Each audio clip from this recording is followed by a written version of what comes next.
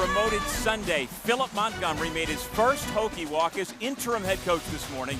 At 0-3, the new man in charge here at Virginia Tech is asking of Hokie Nation and its very passionate fan base, these young men need your support. Today, that support comes against FCS opponent Wofford on a perfect afternoon for college football, nestled in the Blue Ridge Mountains here at Lane Stadium. How we got here, the Hokies at 0-3.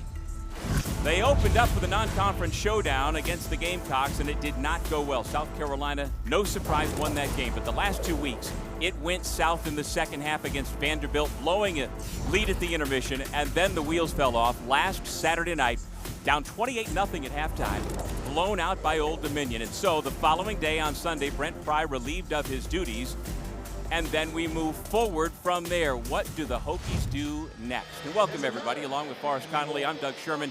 Glad you're with us this afternoon. And indeed, that is the question around Blacksburg. What does Virginia Tech football look like going forward? Well, for Virginia Tech, you've got to say, hey, it's a brand new season, and you've got to channel your Lloyd Christmas. We do have a chance. There is a chance. They have not lost any conference games. This is a conference warm-up. Go out, win this football game, get back into a rhythm, and run the conference, run through the conference, shock the world, win the conference, get to the college football playoffs. That's the message I'm giving if I'm Coach Montgomery. You've got to be positive, and you can't worry about what you can't control, which is everything that's already happened. He says we can rewrite the story our way.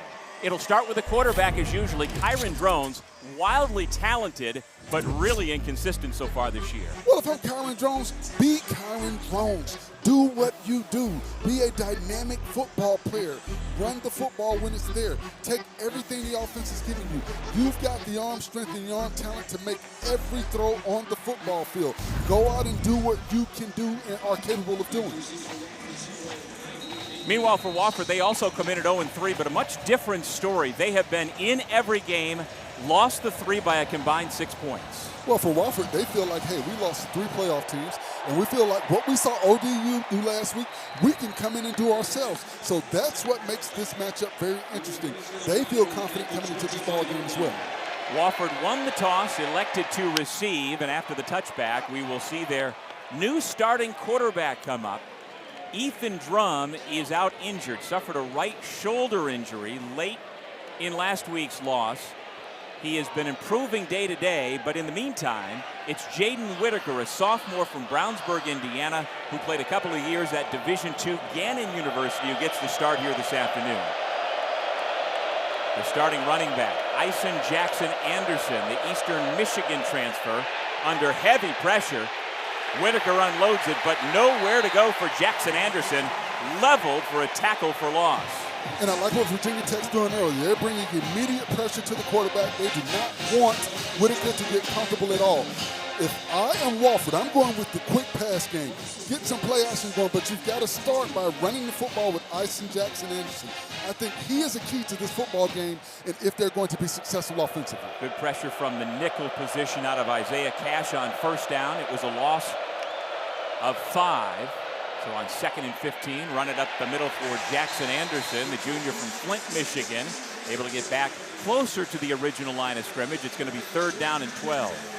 One of the things I'm also going to look for is discipline from the Virginia Tech defensive ends. Last week, a lot of the times when they were supposed to keep contained, they were crashing down. So that RPO game can work for Wofford if they're able to read those defensive ends, and those ends don't play disciplined football on the edge. Ivory Akins, their top receiver, number 0 to the top of your screen. He's only 145 pounds, but electric out in space.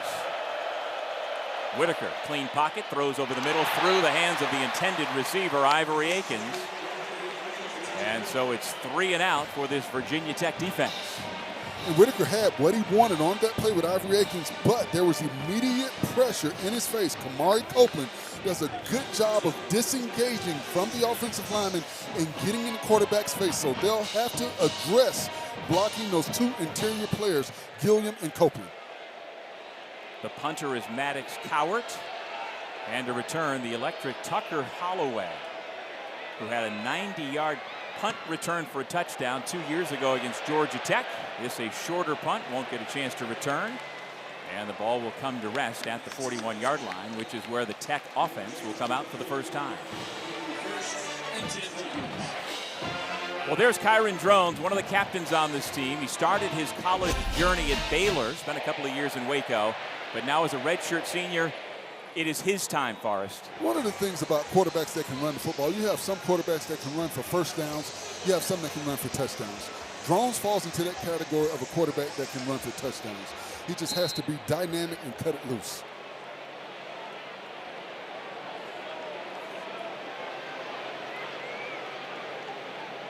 Benji Gosnell, one of the captains as well of the offense in motion. He's a lead blocker for Marcellus Hawkins.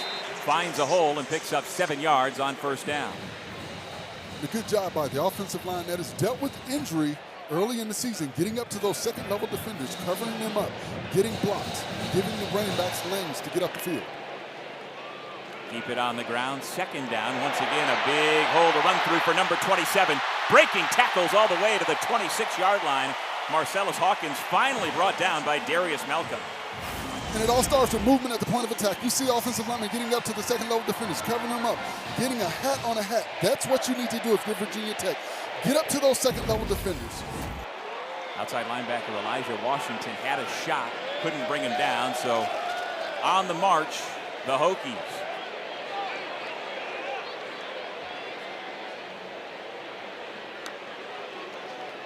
Jones handed off again. And again, it's Hawkins finding plenty of space to maneuver inside the 20-yard line. Virginia Tech inside the red zone as Caleb Oliver came up from his linebacker position to make the tackle. And a great job by number 66, Montavious Cunningham, getting up on that linebacker and covering him up. 10-yard gain for Hawkins, a redshirt junior running back from Oklahoma City. Keep feeding him. It's been working. Finally, that defense stands up. Seth Foster from the nose tackle position drops him for a 1-yard loss.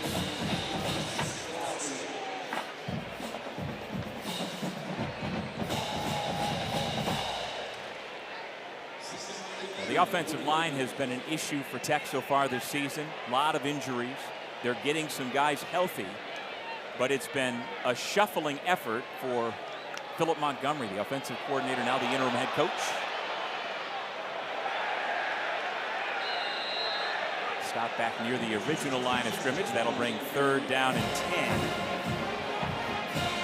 And you know, Doug, we talked about some of the offensive struggles of this Virginia Tech team. You've got a new offensive coordinator, a new offensive line coach, and then you've got a plethora of injuries along that offensive line. So that has contributed to some of the difficulties they've had offensively.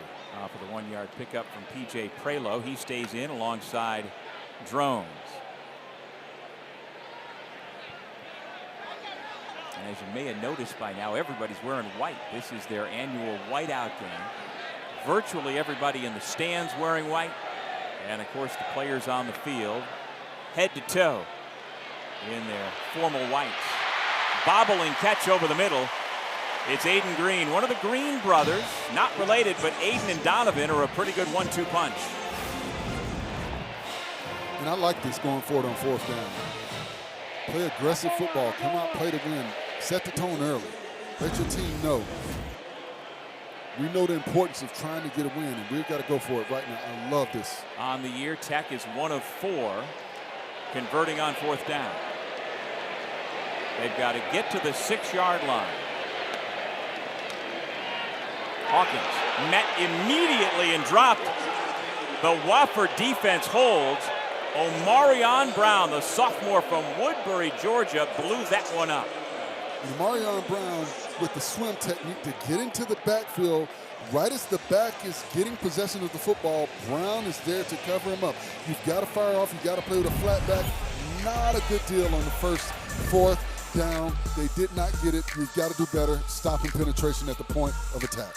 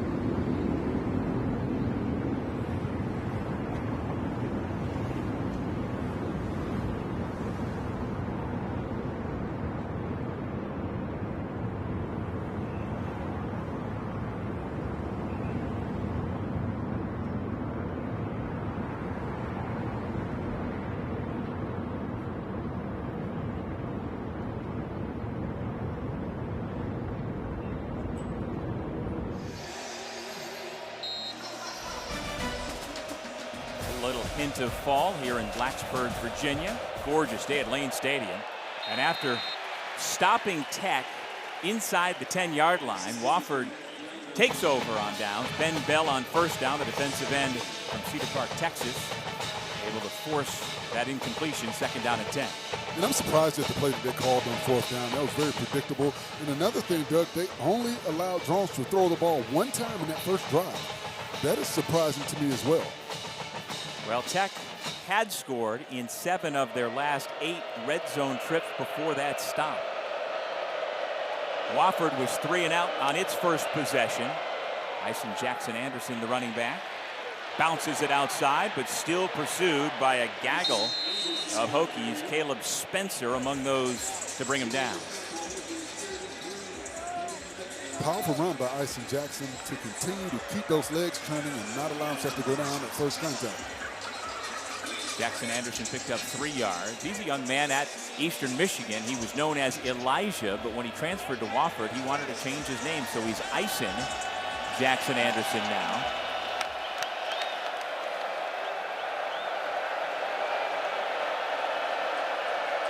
Gerald Modest, the running back, should have stayed in to block. They came with pressure, and there was no chance for Jaden Whitaker. Michael Short got there quickly. What Virginia Tech is doing, they're bringing it house. They're playing one deep safety. They're bringing the safeties up in the box. They're showing the blitz early.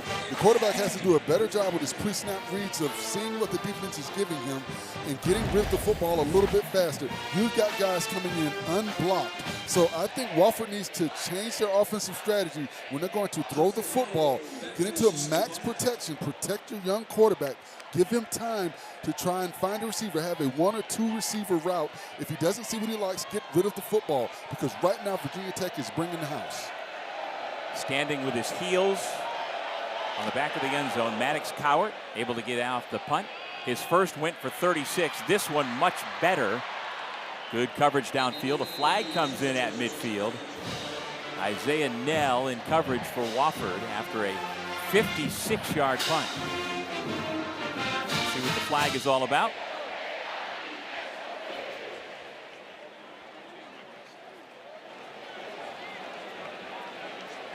During the return, legal block in the back, number 4, return team, 10-yard penalty from the spot of the foul, first down.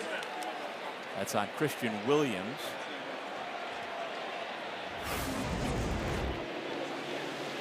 You see right there, obvious block in the back. And those are just mental errors that you cannot make. The official is right there. It's very obvious that he's blocking him from behind. Just let him go. I know you want to protect your teammate, but at the same time, your teammate sees where the pressure's coming from.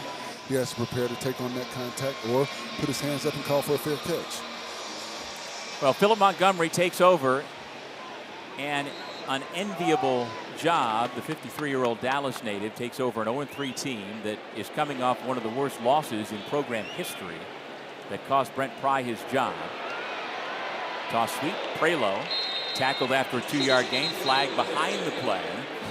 So it'll be 2nd down and 8 pending the penalty. Oh, we saw off the top Philip Montgomery's wife Ashley walking in on the Hokie walk. A lot of excitement. I like Foul, face mask, number 62, offense, 15-yard penalty from the previous spot. Replay first down. That's their center, Kyle Altuner, who transferred in from West Virginia. But the whole idea is that Coach Montgomery is trying to steady the ship. He did make a couple of changes this week. He implemented a little bit of a different practice schedule. Now Virginia Tech sweats a bit on Thursday. They hadn't previously, and then had a normal walkthrough type of practice yesterday.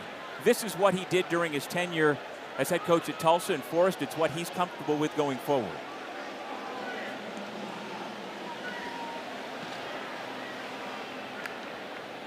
Kyron Drones. Swing it out. Prelo out of the backfield. Across the 30. Still on his feet. Loses a shoe. Out to the 40-yard line and gets most of the penalty back before Elijah Washington made the tackle. Nice block out in the perimeter by Benji Gosnell. That is what opened up the opportunity for him to get up the field. And those are the small things that coaching staffs look for. Blocks out in the perimeter. Now Braden Bennett. Well, Potential targeting, as we will see on that 24-yard pass play from Kyron Drones to P.J. Prelo. It looks like they're looking at Elijah Washington, number 8.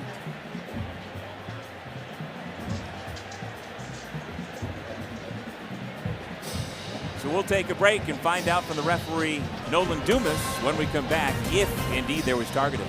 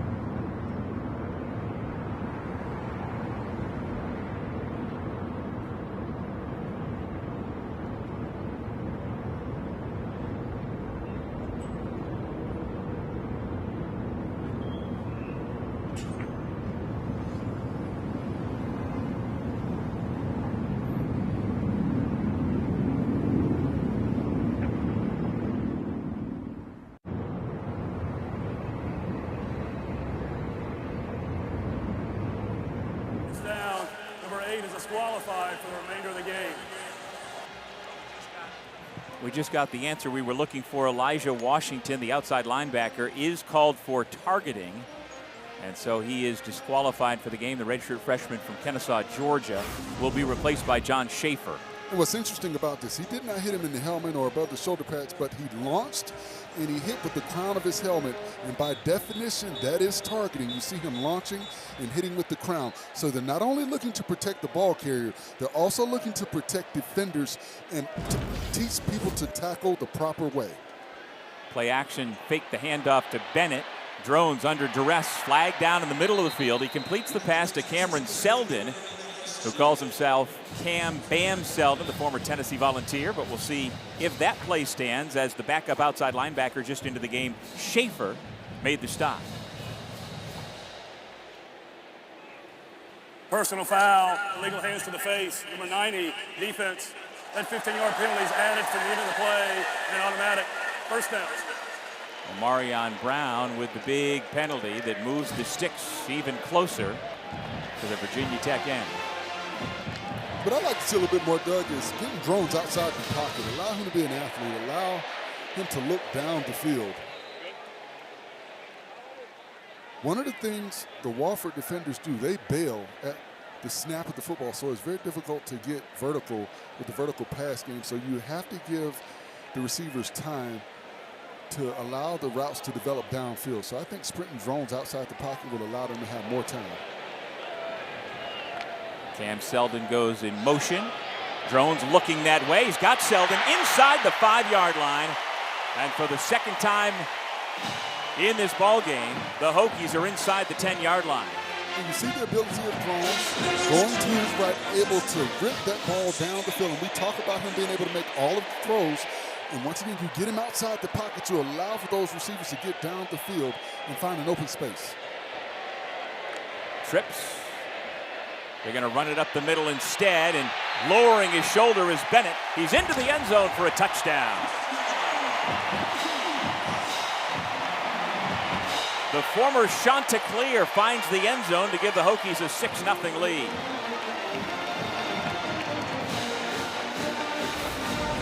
Watch the offensive line fire off the football. You see white jerseys moving black jerseys backwards, and that's what you want to see if you're a running back. Down on the goal line in short yardage situations, guys firing off with a flat back, basically bear crawling. The low man wins. So as an offensive lineman, you want to make sure you're lower than that defender and keep those feet turning to allow your back to find the lane to get to the end zone. Bennett's father, Brandon, played running back at South Carolina and played several years in the NFL. And the son able to, in his final year of college, get into the end zone. I think he's on top of a defender. You see, he keeps his body up on top of the defender. The elbow did not go down. A good job staying on top of Wyatt Ward to roll himself into the end zone. I think this is going to be a touchdown. The ball breaks the plane before his elbow comes down. Well, if it stands under review, it was a 4-play, 68-yard drive. 68 yards sounds good, but 30 of them were on penalties inflicted by Wofford. But also, I think getting Drones outside the pocket, completing those 2 passes, we're starting to build his confidence again. And once again, I think you've got to let Drones be Drones. Let him do what he does, you know, be a dominant football player. You know, he's not just a quarterback. He's, you know, a dual threat quarterback, a guy that's slippery. He's got good size or excellent size to be able to do some of the things he does. Ruling in the field of a touchdown is upheld. So I think sprinting him outside, Doug, giving him more space, more room to be creative, will continue to see positive from Drones in this offense. So Bennett, who was nearly a 2,000-yard rusher at Coastal Carolina, with now his 25th career touchdown.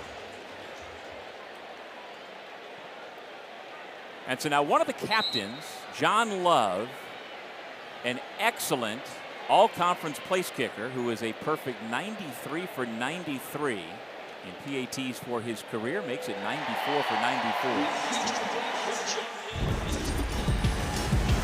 Well, the Hokies trying to rewrite the story after the change in head coaches, off to a 7-0 start.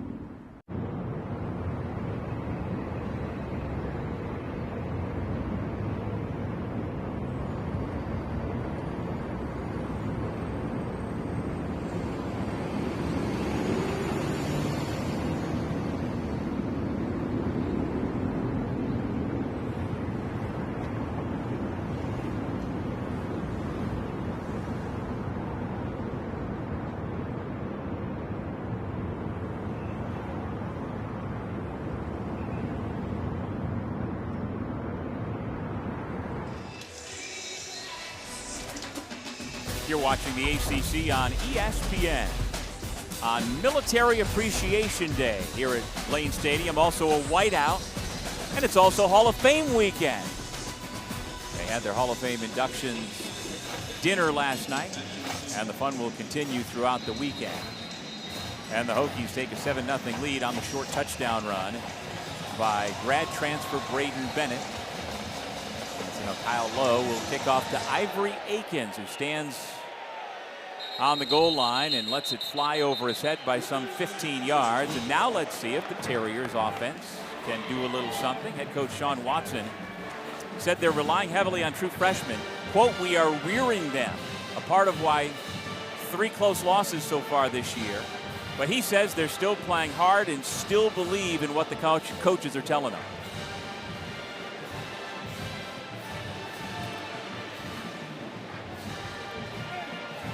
Although they are down 1 true freshman on their 2 deep today because Ethan Drum, their starting quarterback, is out with a shoulder injury. Jaden Whitaker getting the start.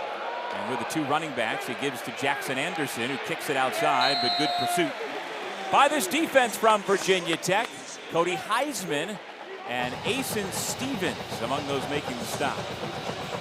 You see what Virginia Tech did on this defensive series. They come out, now they're playing 2 deep safeties. They feel like they can get pressure with that front 4. So they're going to sit back now. So this is a game right now. They're playing a game of cat and mouse with this young quarterback. They're giving him different looks and different schemes to try to decipher. Modest, the running back, sophomore from Miami, out of Booker T. Washington. Instead, they throw the football and able to make some men miss on the receiving end. A marvelous job to get positive yardage and keep Wofford on schedule. It's Isaiah Scott with a big play. Good job by Scott on the outside, and way to avoid Jordan Bass, number 6. You've got to make that tackle. You've got to break down when you get to the offensive player to make that tackle. I know you want to come up and make the big hit, but the job needs to be done, and the job is making the tackle. A 9-yard gain, their biggest so far the afternoon, and so it's 3rd down and 2.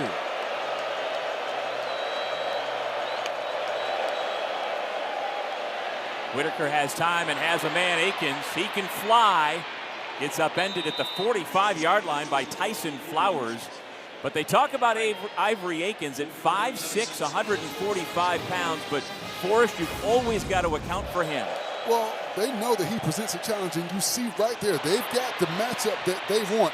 They've got him matched up against Michael Short, a linebacker. So when you've got the quick Akins going up against a linebacker, you find that matchup, it allows Akins to get inside leverage on him, and he got the football to him. Whitaker swings it out of the backfield. Nice one-handed catch by Jackson Anderson. More positive yards on 1st down for the Terriers. And I think this is the recipe for success for Wofford. Get rid of the football quickly. That's an extension of the run game. Getting the quick pass out to Jackson Anderson in the open. You get him in open space. You allow him to be an athlete. This is where he can do damage to this defense. Running the ball right at the gut of the defense, they've not been successful, but getting in the ball on that swing pass is an extension of the run game. Meanwhile, this Tech defense that has been beleaguered the last couple of games is missing several key players, including its middle linebacker, Caleb Woodson, out injured. Modest stood up. No gain, actually a loss of 1 to bring up 3rd down and 4. Michael Short and Isaiah Brown Murray there for Tech. And you see the adjustment defensively on that play. They brought Jaden Keller with the linebacker blitz. They want to not give Whitaker time. He's had time the last 2 plays with the quick pass game, so they want to try and get immediate pressure on the young quarterback. Now let's see if Elijah Fall on one edge. Keyshawn Burgos on the other edge defensively if they can get to the quarterback on 3rd down. The line to gain is the 34 for Wofford. Going to keep it on the ground. Pretty close. Fall made the tackle on Modest, and it looks like he may have fallen forward for a 1st down indeed. Move the sticks for Wofford out of the Southern Conference. And a good job by Wofford, taking what the defense gives you. They're showing a cloud 2 cover. So what they're doing is they're showing 1 safety back in that for the pre-snap read, But when the ball is snapped, you've got two safeties dropping back. So a good job of understanding what the defense gives you. Don't try and pass the ball into that coverage. Get the ball to your back, push at the point of attack, get the first down, extend the drive. And this is the 7th play of the drive. First extended offensive possession of the afternoon for Wofford. On first down, a helmet goes flying. Whitaker lost his helmet. No gain as Bass and Jeanette combined for the tackle. Jordan Bass, the pit transfer, according to his defensive coordinator Sam Seifkiss, says he's the guy who wants to hit you the most, and we saw him come up and deliver a blow there. Loss of 2 on the play. JoJo Krim among those getting more reps today because starting cornerback Caleb Brown is out. Dante Lovett, the one who has hit the transfer portal this week since the firing of the head coach. Also Sherrod Colville's out. Quentin Reddish is out. So 4 key defensive players on the back end not playing today for Tech.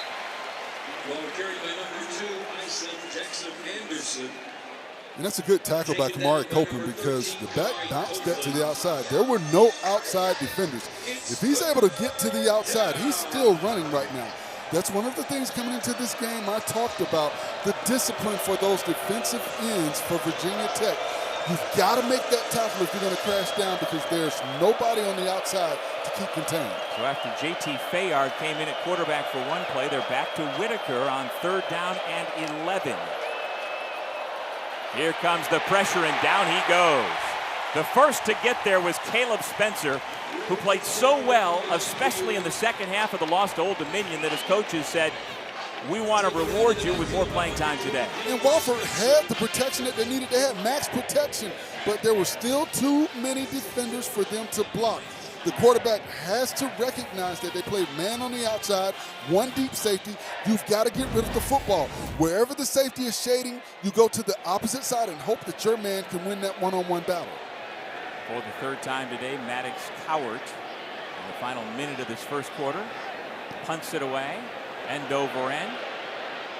Tucker Holloway lets it bounce, and it goes into the end zone, it looked like. Just this side of the pylon. Terrence Honeywood for Wofford was down there trying to down it, just couldn't do it. And they had what they wanted. He tried to get too much. Right there, you've got to down it inside the 10-yard line. I know you want to try and get it as close to the goal line as possible, but take what is given to you, and deal with that. Don't try and get too much. And you saw right there, they allowed it to get over the end zone, and now they get them to start from the 20. Well, at the very least, if you are Wofford, you have flipped the field.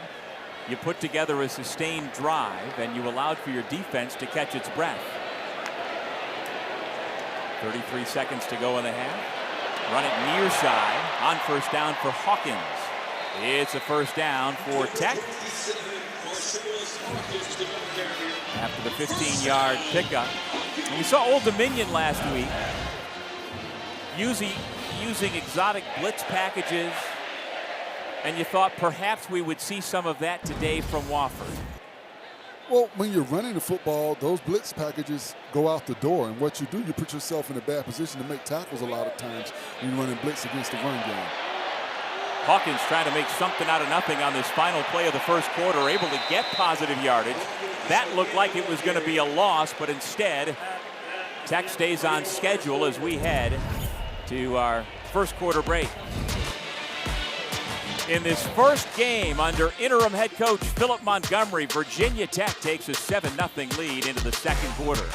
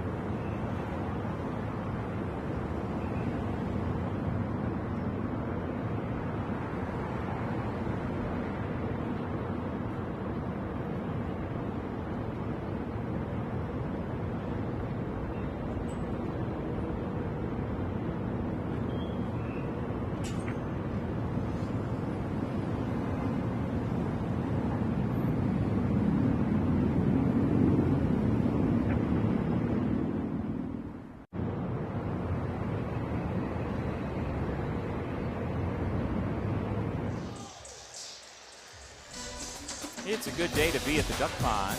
Good day to be a Hokie here on campus at Virginia Tech. A gorgeous afternoon for football. A near capacity crowd.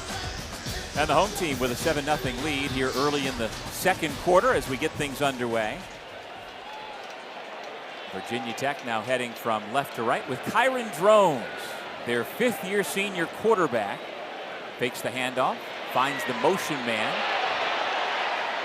Nice job to get some yardage near the first down. And it is a first down Virginia Tech on the catch and run by Cameron Selden, one of the transfers back to his home state here in the Commonwealth.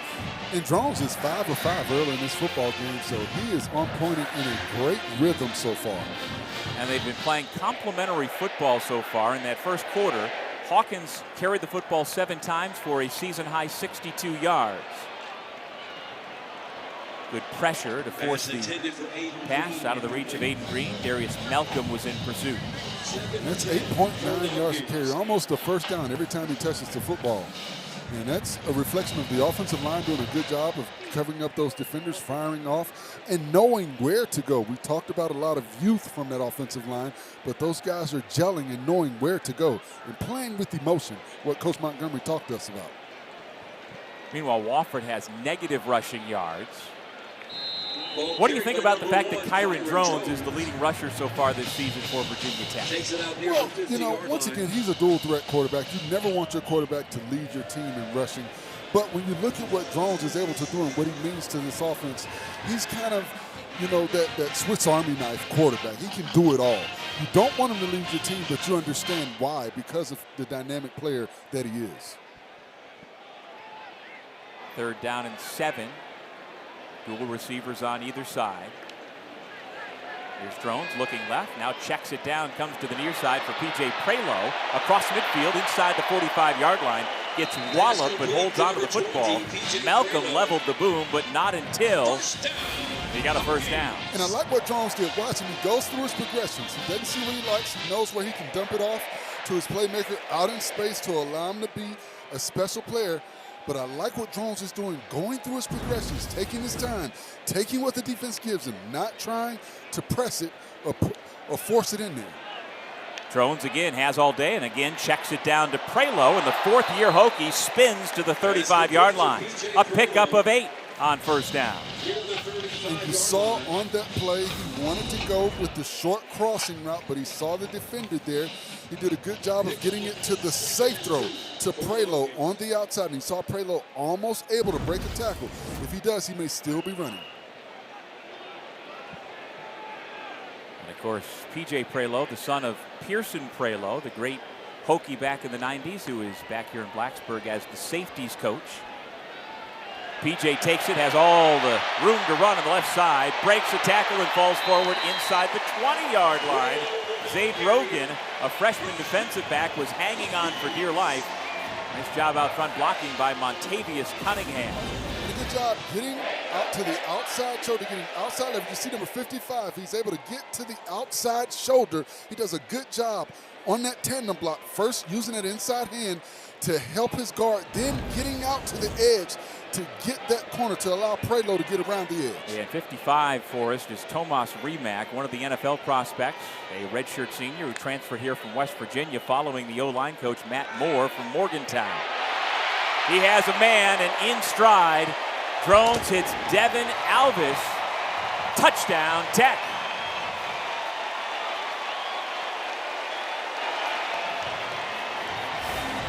They talk about the zone. Watch this pass by Drones. This is a strike. I mean, right where the receiver can catch it and run it to the end zone. I mean, you can't throw a more perfect pass right there. You see the slant route to the receiver. I mean, all he has to do is stretch his arms out. The ball is right there. Drones is in a zone right now. He has not missed on a pass all afternoon. A 9-play, 80-yard drive capped off by the touchdown pass from Kyron Drones. John Love puts his right foot into the ball, kicks it through the uprights. He remains perfect as a Hokie on PATs. Well, Drones has thrown for 98 yards and now a touchdown as the Hokies take command of the ballgame, up 14-0 over the Wofford Terriers.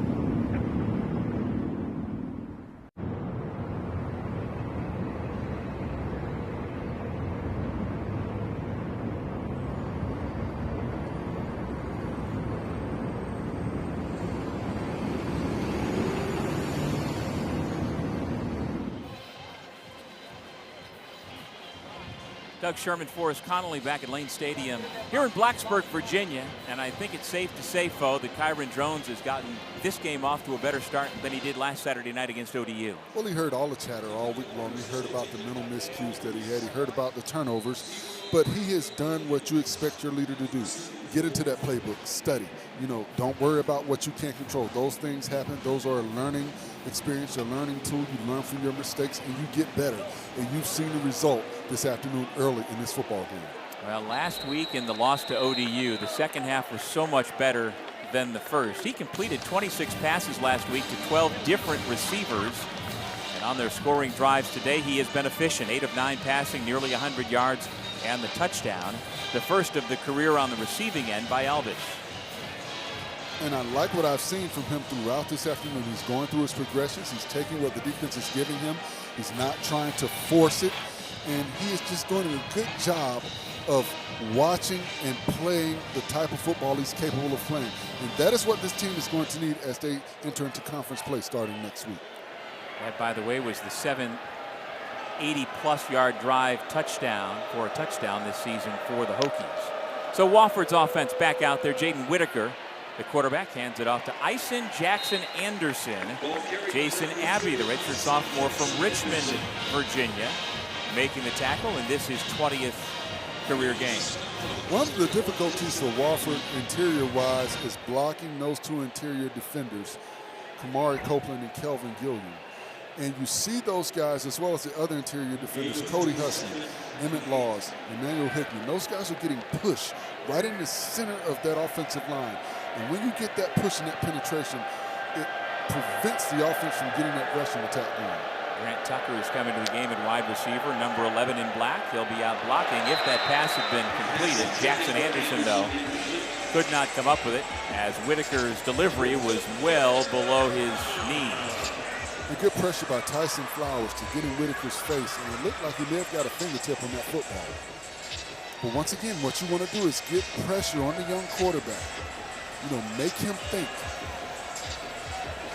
Whitaker, the last couple of years at the Division II level at Gannon University in Erie, Pennsylvania, was outstanding. A dual threat quarterback, freshman of the year in his division last year.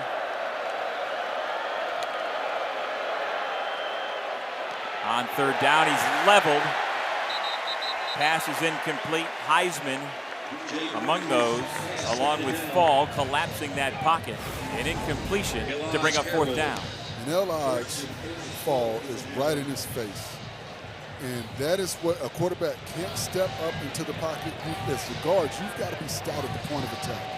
You've got to sit down in your stance. When you've got Fall, you've got Husman in your face, there's nowhere for the quarterback to step into those throws. He's got immediate pressure every time he drops back to try and pass the football. Cowart with a low punt. Bounces near midfield and takes a Terriers roll inside the 30-yard line. And it is down with 10:53 remaining in the first half. Tech gets it back. Kyron Drones, near perfect so far, throwing the football. Well, he's doing a good job of taking what the defense gives him. He's throwing strikes. He's putting the football right where his receivers can catch it and then get out in the open field and make plays. And that's what you want to do. You see right here, this is a strike. I love the way he went with that RPO action. He saw that his receiver had inside leverage. He delivered the football right where you could get possession of it, get across the goal line prior to taking on that contact from the defender. He's so fluid back there, delivers the ball from all sorts of different angles. It always makes me think like a middle infielder in baseball. And he can pop it with his wrist. He's able to get that ball out real quick. By the way, you may have noticed the red, white, and blue flourishes on the Hokie uniforms today because it is Military Appreciation Day.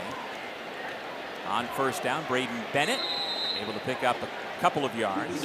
Eli Campbell, the free safety from Sanford, Florida, on the stop. And I thought Bennett had the opportunity to follow his tight end, Harrison St. Germain, on that play. If he follows his tight end up through the hole, there was an area for him to continue to run. Well, as ever, we salute Virginia Tech's Corps of Cadets. No doubt sweating inside those uniforms here this afternoon. It is a picture-perfect day for college football. Bennett motions out of the backfield. Drones looks right now, going to try to run. The hole collapsed immediately as Seth Foster got off his block and brought him down. Third down. Ball came out after he was down. Elijah Williams, the outside linebacker, former Bowling Green Falcon, also there on the tackle. I don't know. I don't know if that ball was coming out. It looked like the ball may have been coming out. Let's see, is the knee down? The ball is coming out. Well, fumbles were an issue last week in the Old Dominion game for Drones. And now we will have the stoppage before the next snap for a review. This may be a turnover.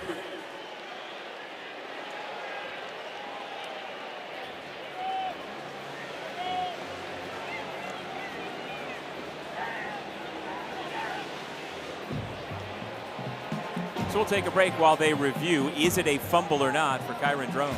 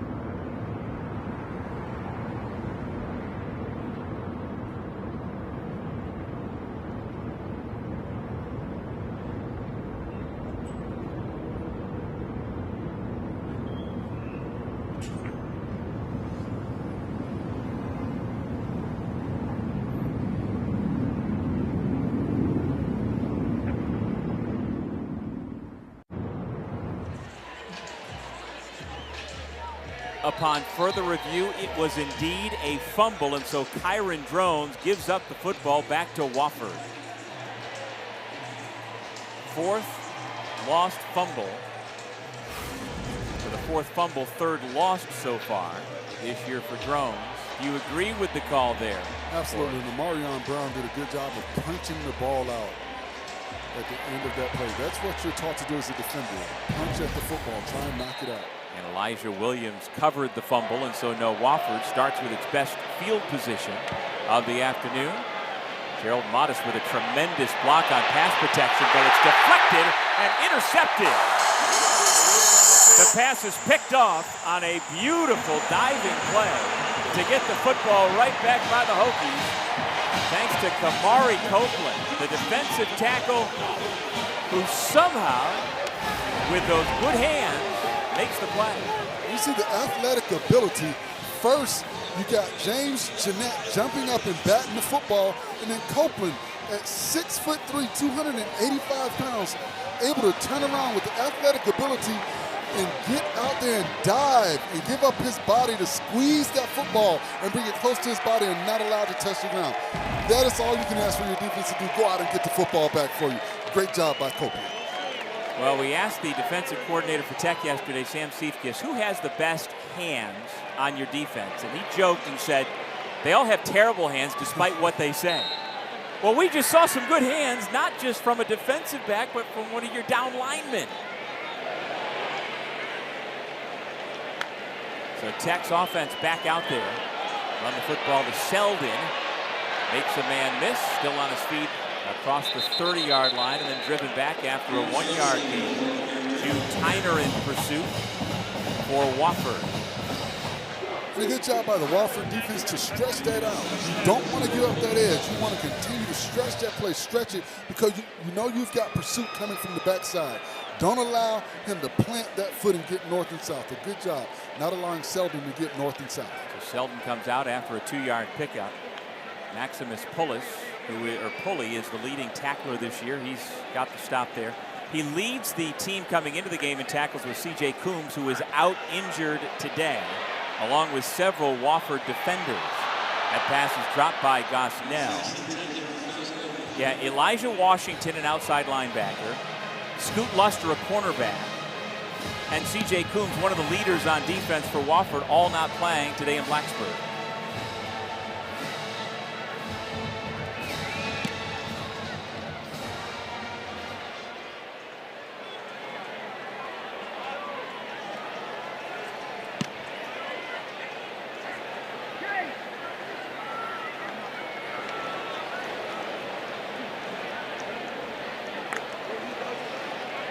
On 3rd down and 8. Drones moves the pocket, finds a man, kept the play alive long enough to get to Jairicus Hairston, whose first career catch was a 2-yard touchdown 2 weeks ago against Vanderbilt. Had another catch last week, and now he's got his 3rd of his career. Look at the protection by the offensive line. A good job of giving Drones what he needed, the time he needed. And I love what the offensive tackle did on the outside, Thomas Bryman. He's able to turn and run that speed rusher past the quarterback's level. Drones again keeps his eyes downfield, now steps out, hit late, but no flag as he just cut his losses. Able to pick up maybe a yard on 1st down. Logan McLeod was the one closest to him and gave him a little shot near that sideline. Just a little love tap. Little love tap. Well, just let him know I'm here. The slot receiver is Selden.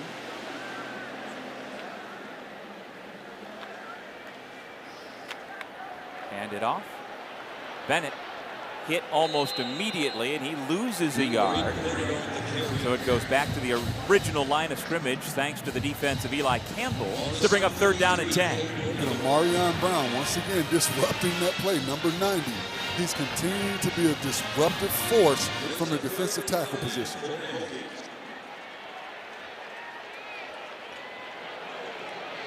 Keep your eye on Drones.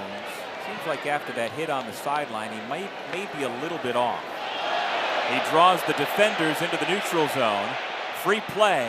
It's a completion to the tight end, Gosnell, out of bounds at the 25-yard line. And a good job by the center. As soon as they jump off sides, you've got to snap that football, knowing you're going to have a free play. And a good job by Drones.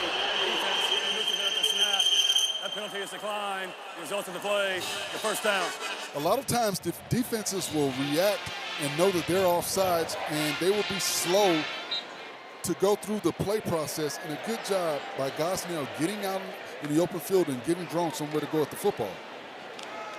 Jones hands it off with a stiff arm. Hawkins tiptoes around a defender.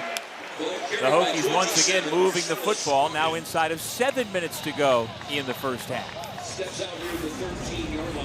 And you see the ability of Hawkins to get out there and the balance right there to stay in bounds. Good job getting extra yards after contact. Yeah, Malcolm missed the tackle, so it's a 7-yard pickup. This the 8th play of the drive coming. Inside the red zone for Tech. Drones fakes the handoff, throws over the middle, has a man into the end zone is Aiden Green.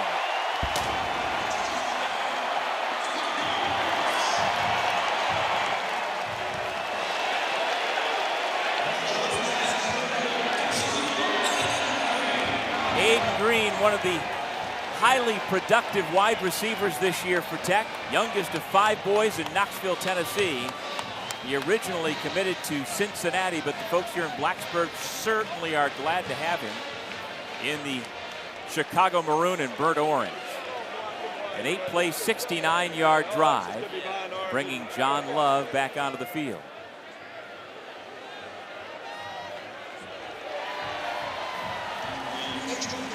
Another impressive drive for Tech, guided by Kyron Drones. And it's almost a carbon copy of the touchdown previously. He saw the safety shaded to the inside, man coverage on the outside. His receiver had inside leverage, throw it where he can make a play.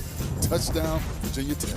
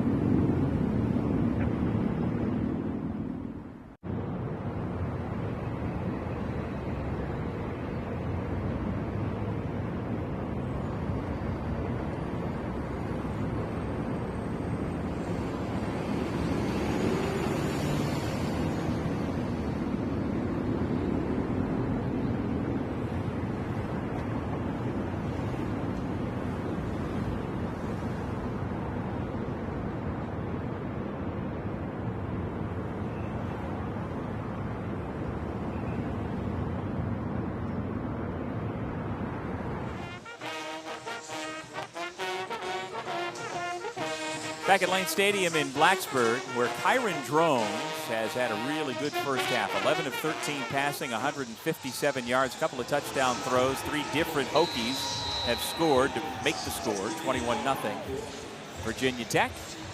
And now Kyle Lowe will kick off to Ivory Akins in this game of winless teams. Both 0-3. Somebody's got to win today, and as you'd expect, the FBS team is out in front. However, as we pointed out, their quarterback Drones a little bit gimpy, and it was not apparently on the play that we had indicated where he got hit on the sideline. The previous play, just a little tap there by Elijah Williams, and it appeared that Drones tripped a little bit and has been limping just a bit ever since. Not sure whether it's anything to be concerned about, but they are retaping one of his feet. And with the score 21-0, I wouldn't be surprised at all for a variety of reasons if we see Pop Watson, the backup quarterback, at some point this afternoon. Yeah, it looked like he may have just tweaked something on that play. Let's hope he's going to be okay. Wofford runs on first down with Jackson Anderson. Antoine Santiago in on the tackle. He's getting a lot more playing time today without Caleb Woodson, their starting middle linebacker.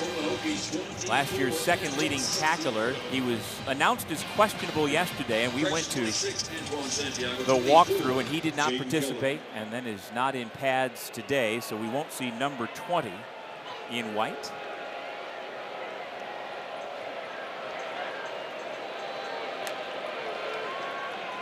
On second down, run it again.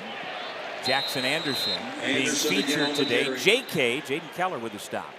And you see what Virginia Tech is doing. They're showing a 4-man front prior to the snap. They shift to a 3-man front, but then they bring the blitz from the opposite side. So what you're doing is you're making the Wofford offensive linemen think and try and figure out what their blocking assignments are. Keller lost his helmet on that play, so he's replaced for at least one play by Michael Short. Short got his first. Number 11, offense. Got his first 5-yard start. penalty. Still third down. A couple of weeks ago. Jackson Anderson limps to the sideline for Wofford. And so now Wofford already missing one of its running backs in Kyle Parsons due to a knee injury. Has Jackson Anderson go out. And we have not seen, in terms of the running back room for Tech, we haven't seen Terrion Stewart so far run the football. He's coming off his season best game in the loss to ODU. If he is injured, we did not receive a report on that. So Modest is back out there in the backfield for the Terriers. Whitaker throws it to him, but a little too tall. At 6'1", Modest needed to be perhaps 6'4" to make that play. So that brings up fourth down as the Tech defense will get off the field with a 3 and out. The Tech rushing 4, dropping 7 back into coverage. They feel confident they can get pressure with those 4 down linemen. And that is when Wofford has to do a better job of giving the quarterback more time. I think on that play, Whitaker got rid of the ball a little bit prematurely, but that's because he's seen pressure all afternoon and he has to hear footsteps. So another opportunity for Tucker Holloway, who a couple of years ago was All-ACC third team as a punt returner. That included a 90-yarder for a touchdown, but a fair catch. Tucker Holloway with the fair catch. And the Hokies will take over at about their own 29-yard line, and we'll see if number 1 in white comes back out after the 45-yard punt.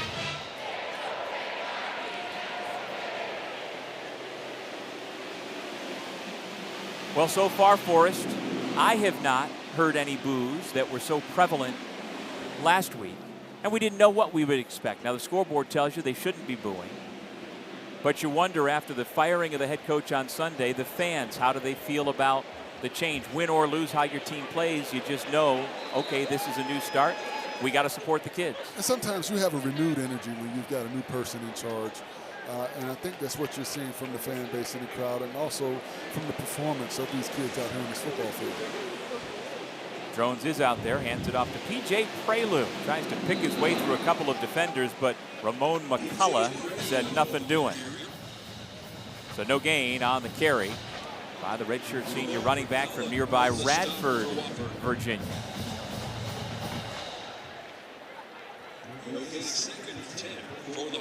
After getting that foot retaped, Drones plays on. Well, he was a 4-star recruit coming out of Shadow Creek High School in Houston. Picked Baylor over Auburn and Arkansas, Vanderbilt, Pittsburgh. That pass dropped in and out of the hands of Donovan Green. He comes in as the number 1 target for Drones, targets him there, but Green just couldn't hang on. And he felt Maximus Pulley coming up, but you've got to get possession of that football prior to the contact. I know you want to make a play. You see the defender coming up and closing, but you've got to squeeze that football, help your quarterback out. Well, Drones has 2 incompletions today, and they are both drops. That time by Green, the former Wake Forest Demon Deacon. So it's 3rd down and 10.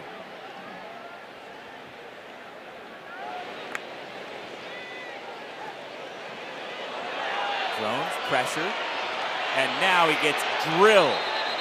Back at the 20-yard line, met face-to-face by Elijah Williams.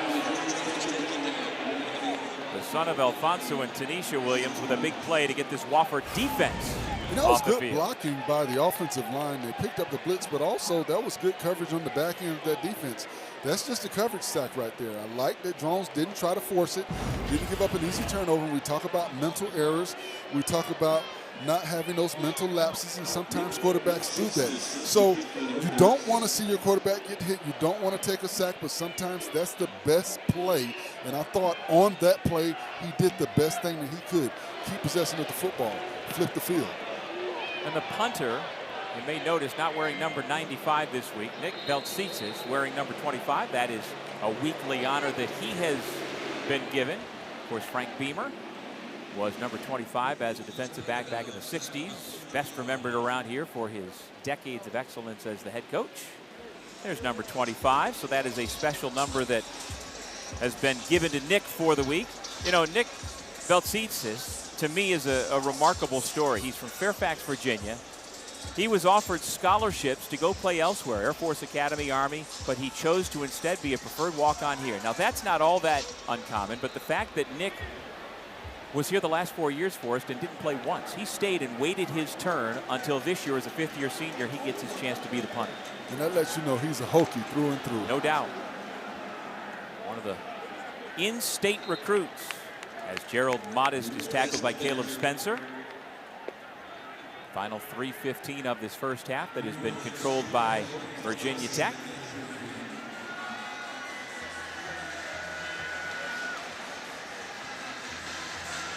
Now, time of possession so far favors Tech, but not by as much as you might think. They have had precise scoring drives. Tech is averaging 7.3 yards per carry. Well, that was in the first quarter. Now it is slowed a bit in the second quarter, only 2.5 yards per run. Jaden Whitaker has a man at the 45-yard line, takes a couple of shots, hangs on to the football, but Ivory Akins pinballing around all 145 pounds of him. Forrest, you were 145 pounds, what, in third grade? Maybe first grade. I give him credit. 4-yard gain, took some punishment, but now it's third and manageable for Wofford. And that's all you can ask for if you're Wofford. Put it in third and manageable. Now you open up the playbook more with more opportunities to try and convert this third down.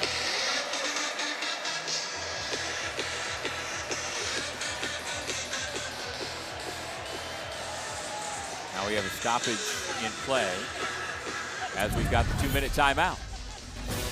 Well, the name Beamer is everywhere around here. Along Beamer Way, there is the statue of the man, Frank Beamer.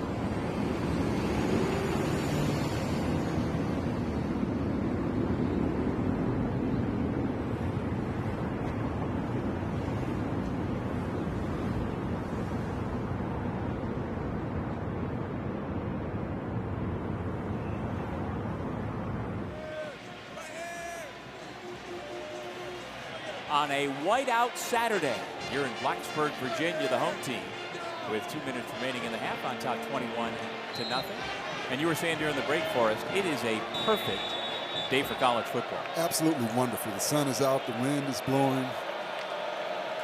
Now can, with 2 minutes to go in the half, the Terriers get something going. Number 0, Ivory Akins. Yards after catch, a big first down reception and run. Finally tracked down by Ben Bell. Tyson Flowers the safety as well.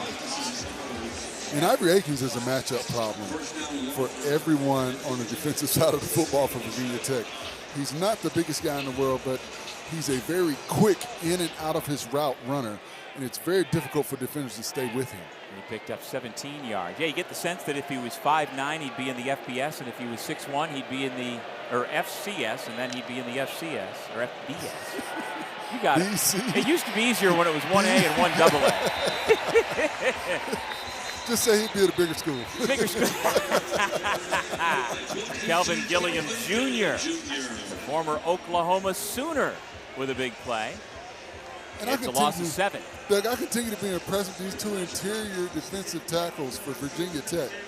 Their ability to play sideline to sideline as well as get up the field. We know that they're powerful defenders with their ability to bull rush, but the way that they're able to get sideline to sideline and make tackles out in the open field has been extremely impressive as well.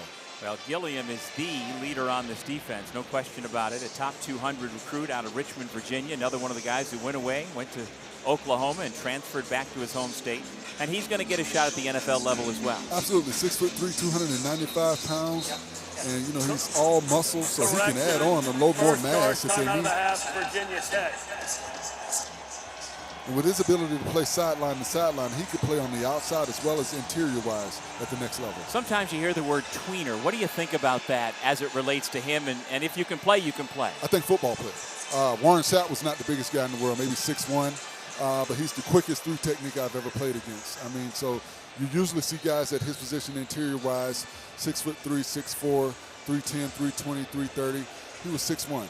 But if you can play football, you can play football. He's a football player. Let me get this right. You just said something nice about a hurricane? Absolutely. I respect his play. That's it. Well, the Canes and Gators tonight, who are you rooting for in that one? Both Nobody. to lose? Nobody. I hope they both lose. Along with former Florida State offensive lineman Forrest Connolly, I'm Doug Sherman. Glad you're with us. Nice one-handed catch out of the backfield by Modest. Michael Short and Elijah Fall were right there. We got another flag down on the play. Looks like it's going to be roughing the passer. Whitaker knew he was going to take contact. Personal foul, roughing the passer, number 33, defense. 15-yard penalty from the previous spot, an automatic first down.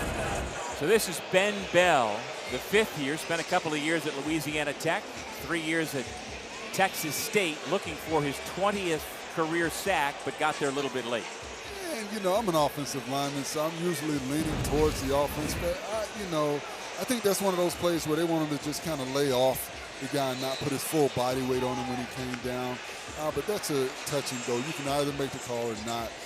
But, you know, those are mental errors that you don't want your defense to have. But I think when the defensive coaches go back and look at it, he may not have, you know, any disciplinary action as a result. So Bell is replaced for now by James Jeanette. Whitaker. He is dropped at about the 32-yard line. He had time for good coverage downfield, and that is Jeanette able to trip him up for a loss. And that's one of those plays where the offensive line does a good job of giving you time initially. 30 seconds. But you can't block people forever, and when there's good coverage on the back end, there's nowhere to go with the football. You saw Whitaker, he tried to squeeze through. Good job by the defender disengaging and getting him down, because if he's able to squeeze through that first level of defender, all of the other defenders had their backs to him in coverage. And so now Philip Montgomery, the interim head coach for Virginia Tech, uses his second timeout, trying to get the football back to maybe put some more points on the board before halftime. Here's a good look at the man who took over on Sunday.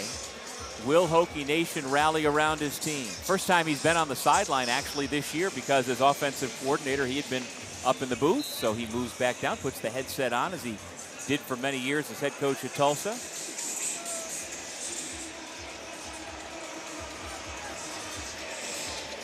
And again, the theme of his introductory press conference on Tuesday was, let's rewrite the story. We've got 9 games to play. Whitaker throws over the middle. It's complete to the 25-yard line to Ace Coleman. He had Isaiah Cash in coverage, but it's a big play for the Terriers. Now 3rd down after a 7-yard pickup.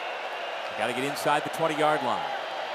Whitaker firing to the end zone with safety help coming over. Jordan Bass got there to help out Isaiah Brown Murray, and it's an incompletion intended for C.J. Adams. And I thought C.J. Adams had an opportunity. He stopped running. You've got to recognize, Adams, that you've got man coverage on the outside in the boundary. The safety is not shading over there. I think if he takes off initially and goes full speed, he's able to run under the football. Whitaker recognized that and got the ball out there, but I don't think Adams ran that route the way he needed to. So now Sam Spence, who has been the most consistent of the kickers, gets an opportunity. He doesn't have the biggest leg from 43 yards, plenty of leg on that one, and the Terriers get on the board. A 42-yard field goal. And so Wofford is down 21-3.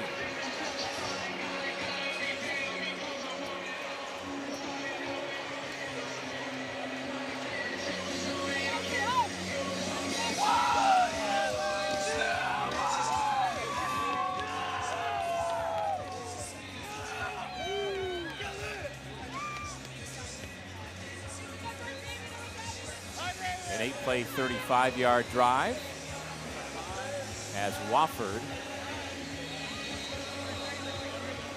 cuts it to 18. The band is getting ready for halftime.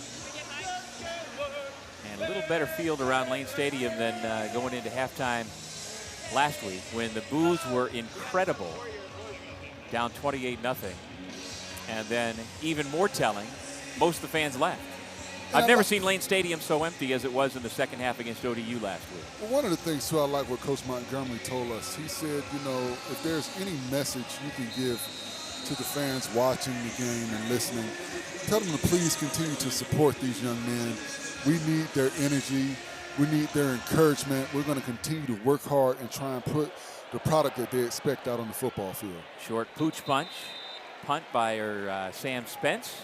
The kick is handled, though, at the 35-yard line. Well, get all of ESPN College Football all in one place with the all-new ESPN app. Unlock with the ESPN Unlimited plan or log in with your TV provider. And so now, Forrest Connolly, what do you do if you're Tech offensively? Do you try to take a couple of shots here? You try and take a couple of shots, but you have to be careful. You have to know that Wofford's going to sit back defensively. I think you're going to see some shell coverage, keep everything in front of you, but also put themselves in a position where if the ball is in the air, they can make a break on it and try and get an interception. He needs a turnover. Kyron Drones has had a good first half statistically. Going to throw on first down. Prelo able to tip it to himself. Brilliant catch. And just about 9.5 yards on the catch and carry before Elijah Williams brought him to the ground. And the key to that is they got the first down, so the clock will stop while the chains move, and you'll see Virginia Tech get set on the football, ready to go. So they did get more than 9.5, just enough to move those chains. Drones rolls out. He's got Prelo in front of him. Little pitch and catch to midfield, and Prelo smartly dances out of bounds with 22 seconds remaining in the first half. And Wofford's playing a cover 3. They've got 3 deep safeties. They want to continue to keep everything in front of them.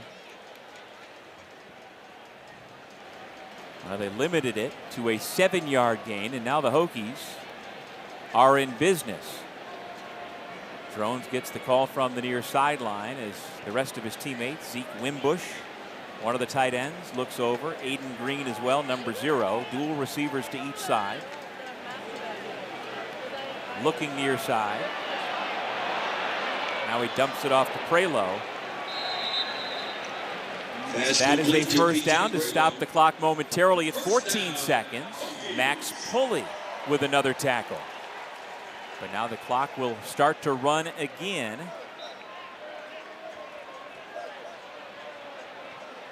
He spiked it. Clock is stopped at 8. Game clock to 13 seconds, please. So they'll put it back to 13 to give Tech a couple of more shots here. Well, if you're thinking about the leg of John Love, he's got one of the more powerful kicking legs in the country. He has gone for 50-plus 3 times, including a 60-yarder. So they are near his range right now. There's number 17 from Spartanburg, South Carolina. He grew up just down the road from the Wofford College campus. Drones all day to survey the field. Caught out of bounds by number 88, Zeke Winbush. Every time I see 88 in Virginia Tech, I think Andre Davis in that Sports Illustrated cover back in the day. I think he stepped out of bounds, was the first to touch the football. If he wasn't forced out of bounds, he cannot be the first offensive player to touch the football. The side judge doesn't have his hat on. That's another tell. There we go. A hatless side judge usually means he was out of bounds. Illegal touching for 88 of the offense. Play went out of bounds on his own. Returned in bounds, was the first to touch the pass. The penalties, 5 yards from the previous spot, loss of down, 3rd down. Watch the bottom right of your screen on this replay. Penalties, loss of the previous spot. Steps out of bounds right there. Now, if he was forced out of bounds, he can come back and establish himself in bounds, and he's able to touch the football. But if he steps out of bounds on his own accord, he cannot be the first offensive player to touch the football.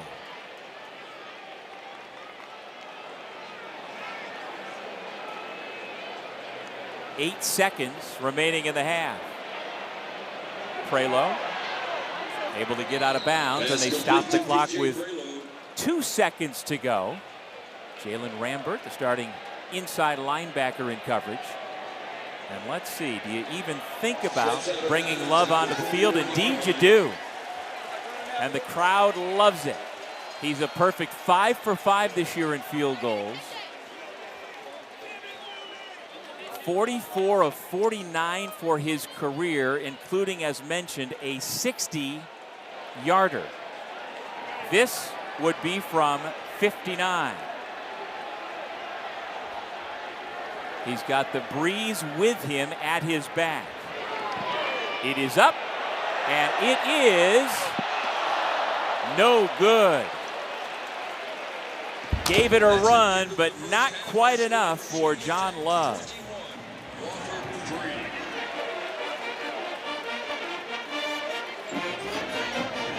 Well, Virginia Tech trots to the locker room up 21-3. Coming up at halftime, as you see the largest lead at the break since last year against Boston College. We have a feature for you, and we've got our highlights and statistics on Military Appreciation Day here at Lane Stadium. Coming up after the break, stay tuned for the ACC Halftime Report with Kelsey Riggs-Cuff, Mark Richt, and Tom Luganville as they discuss the state of Virginia Tech football.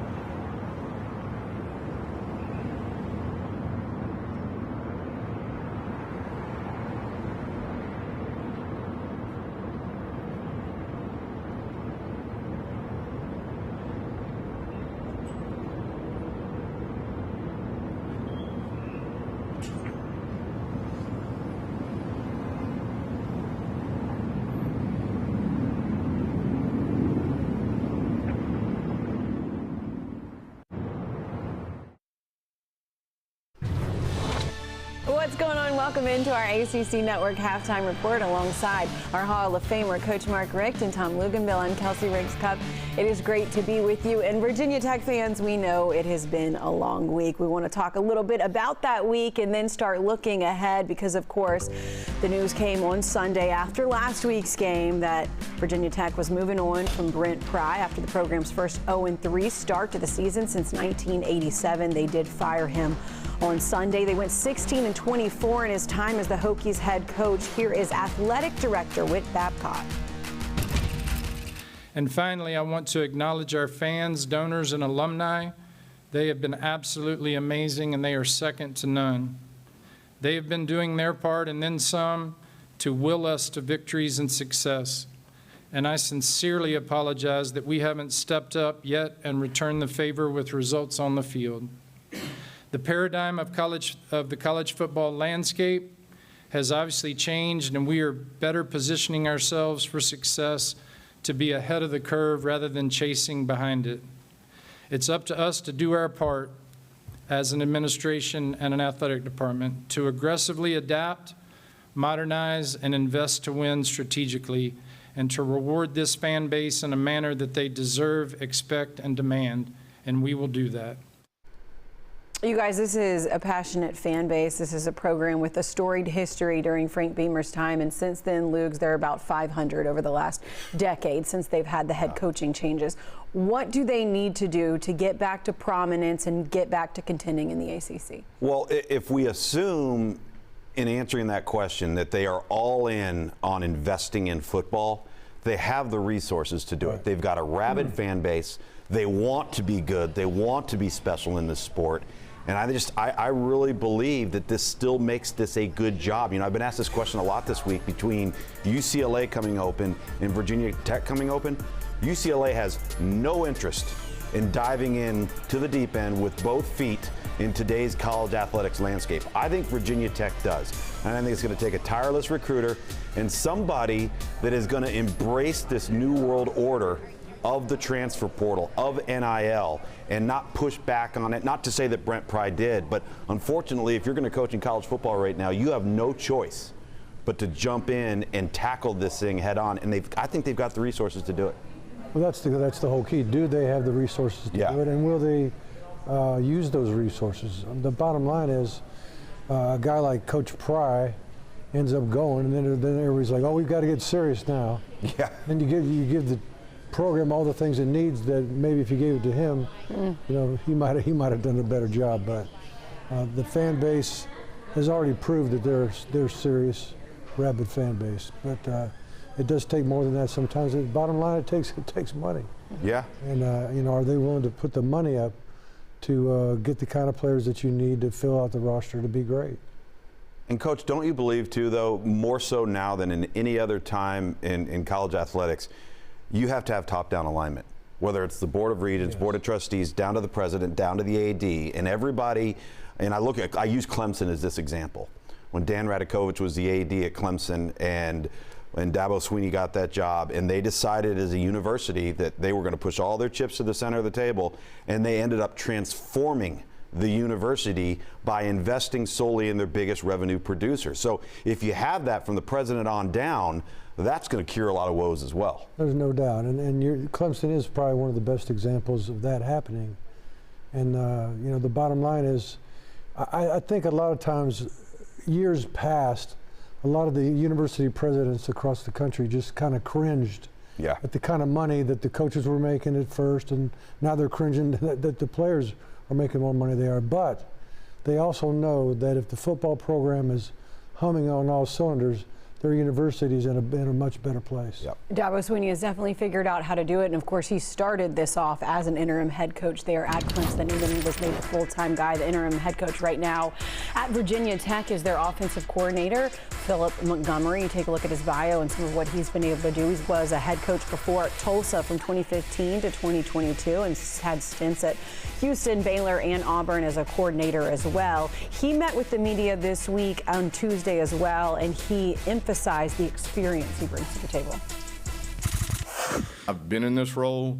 I understand what it takes. I understand how you're going to get pulled in a lot of different directions.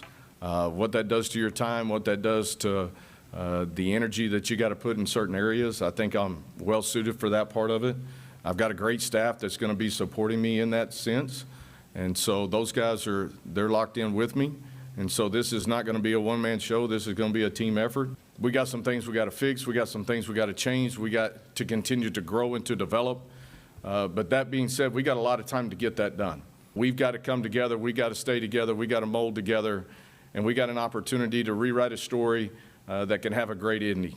Well, he's right. He brings a wealth of experience. If you look at that record, 43 and 53, he actually got it going there right around COVID into 2020, 2021, 2022. Most of those losses came when he was taking over and trying to build the program. So it's probably an ideal fit to at least steady the ship. Well, the thing that he has is a season-long interview, basically. Yeah. Mm-hmm. I mean, Dabo Swinney was interim head coach, was he not? Mm-hmm. Yeah, sure was. Yep. And he became the head coach because he did a good job. Who else? Brent Key. How about Brent Key? Yeah. He's the interim head coach, did a great job, got the job, and now both of those decisions were huge ones. So Phillips in great shape to Coach, show what he can do. What's the biggest challenge in getting these guys motivated together and kind of turning the page from where they were to where they want to be this season? Yeah, they will be motivated. I think there's a lot of pressure on the head coach, obviously, but there's pressure on the team too because they want to help their coach. They don't want their coach to get let go. But once he does, it's kind of like whew, it's a reboot, and everything can be positive from the get-go. And I think there'll be a lot of energy, not because they're happy their coach left, but because they know what the future holds. Much more talk about this and, of course, all ACC football Mondays and Wednesdays right here on ACC Network with our ACC Network Football Podcast with EJ and Roddy. You can get it right here on the network. Also available wherever you get your podcasts. Meanwhile, enjoy the second half of this game.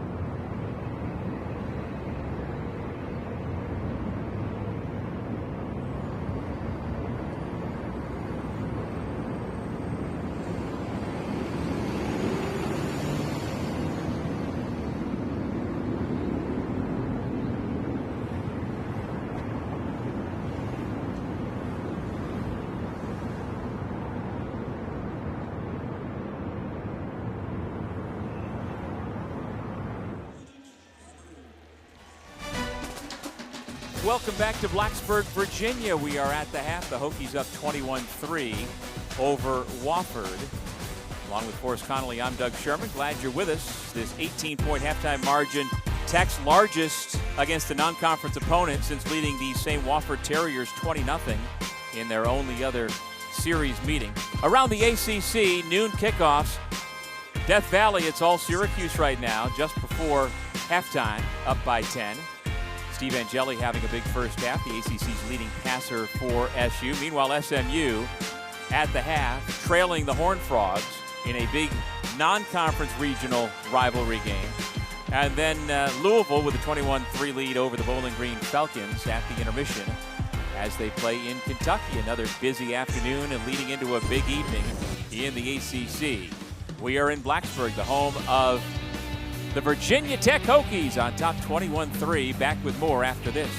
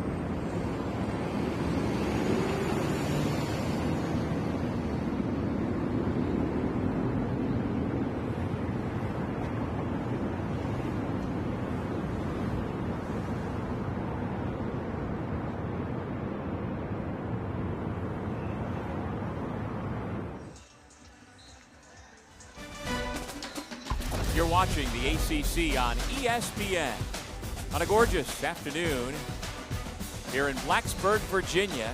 It is Military Appreciation Day, and I'm always impressed by how the folks here at Virginia Tech salute our servicemen and women in so many different ways.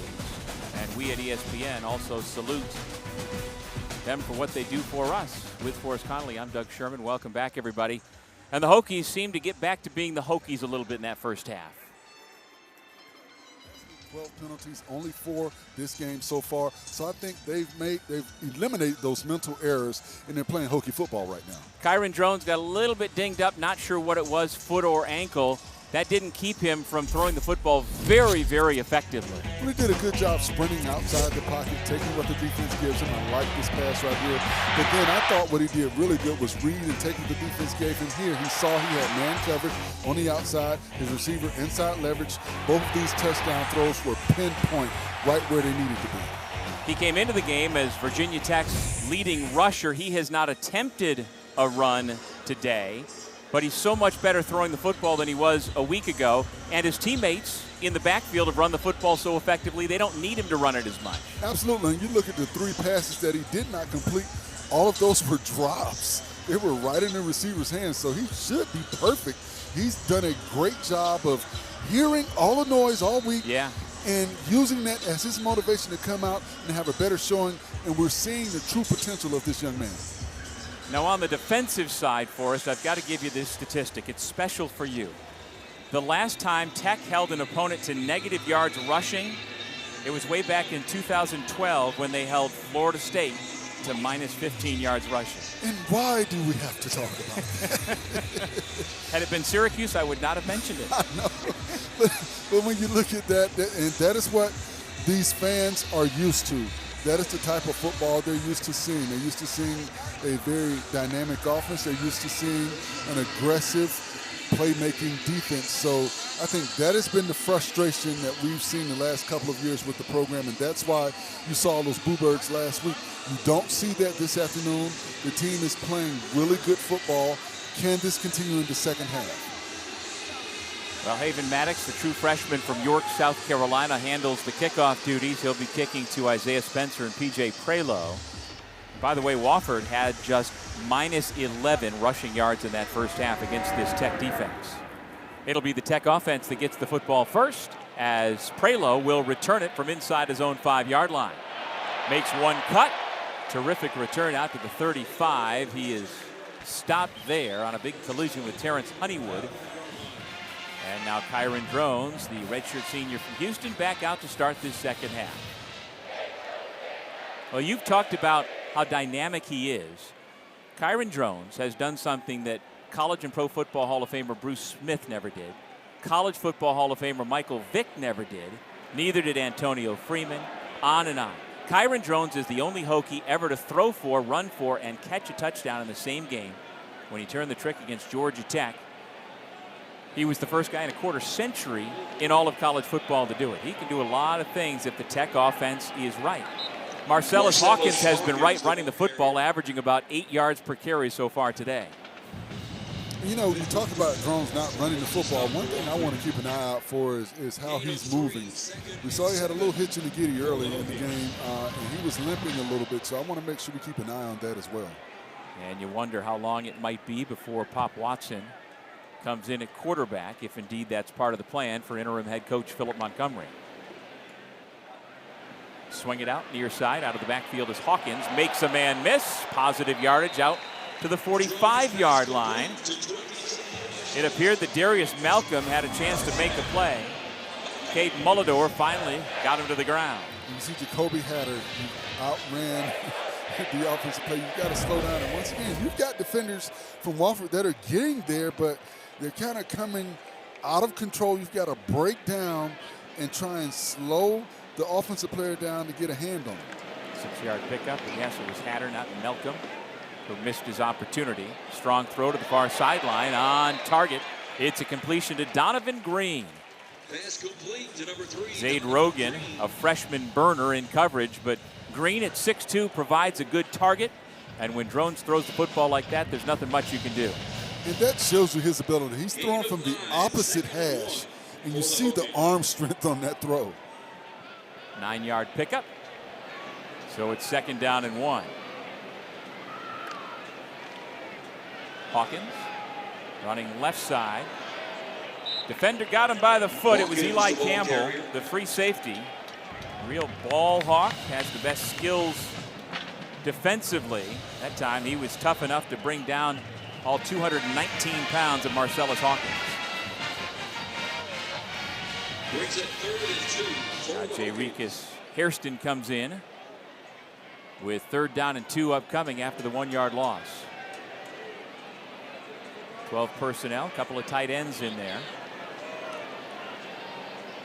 Hairston alongside Gosnell, the 2 tight ends. Drone's going to run for it. First time he has attempted that today, and Wofford was ready. Seth Foster, the rugged nose tackle, and then helped on the back end by Max Pulley coming up from his strong safety spot. And I thought Drones could have audibled out of that play. They showed 7 at the line of Illegal scrimmage. substitution on the defense. 12 players on the field at the snap. That 5-yard penalty results in a first down. Boy, what a mistake for Wofford.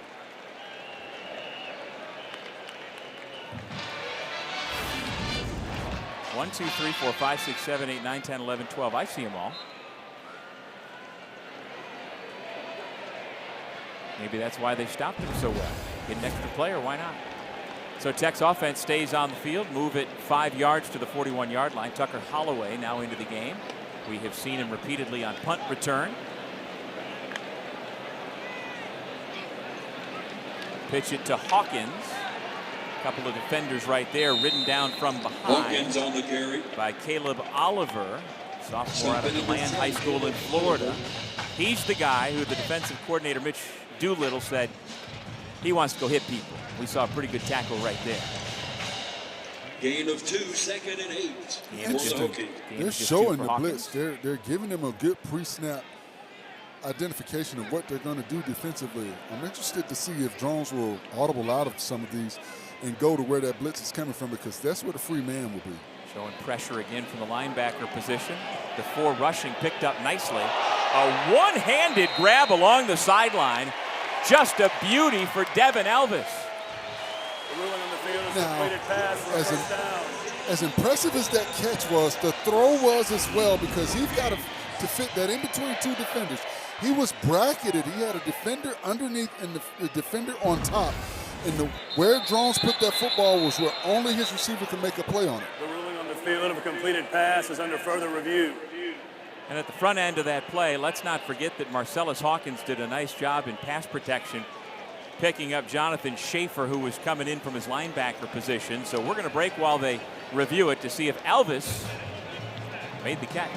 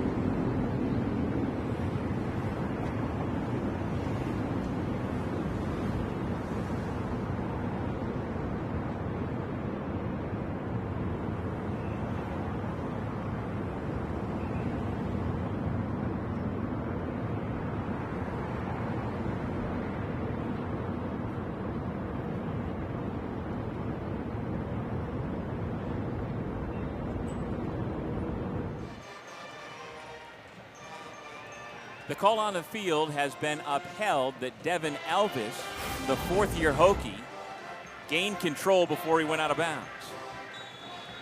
So he's now got 2 catches for 32 yards, including his first career touchdown. And this is his first real extended opportunity in his 4 years to get reps offensively. He has had a lot of special teams play, especially last year, but now a bigger part of the offense for Kyron Drones.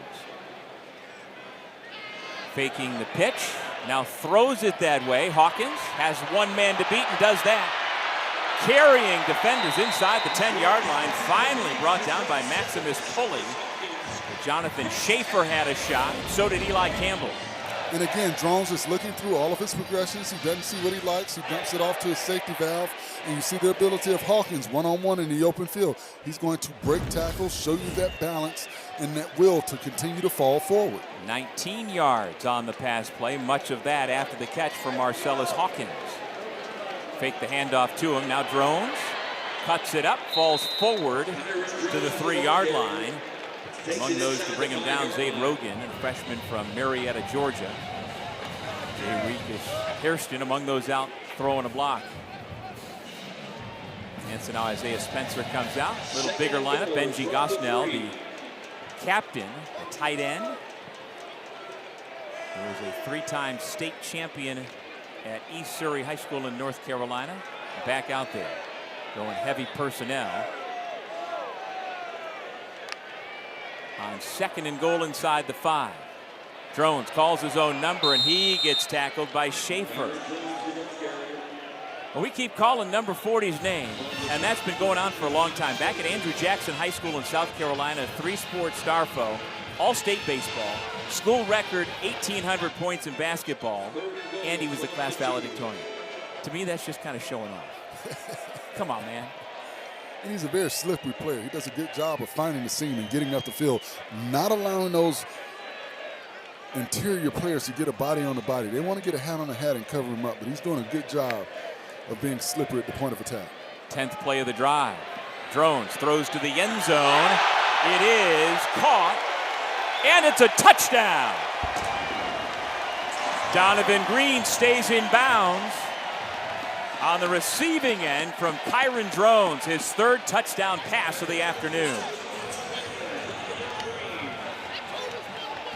And this is just an example of Drones knowing where his receiver is going to be. You see right here, receiver Green is coming across the back of the end zone, and Drones realizing he'll be there. I just need to put the ball where he's going to be. And he beat Rogan at the line of scrimmage. That's a 5th-year senior, over 2,000 receiving yards against a true freshman in Zaid Rogan. Which goes back to what Sean Watson, the head coach at Wofford, talked about, the fact that we've got 9 true freshmen on our 2 deep. We have a lot of guys who are learning on the fly. So at the moment, it's a 10-play, 62-yard scoring drive. The longest drive of the game in terms of time and yards, but we'll see if it stands as they review if it's indeed a touchdown. First thing they're going to look for, did he step out of bounds prior? Oh.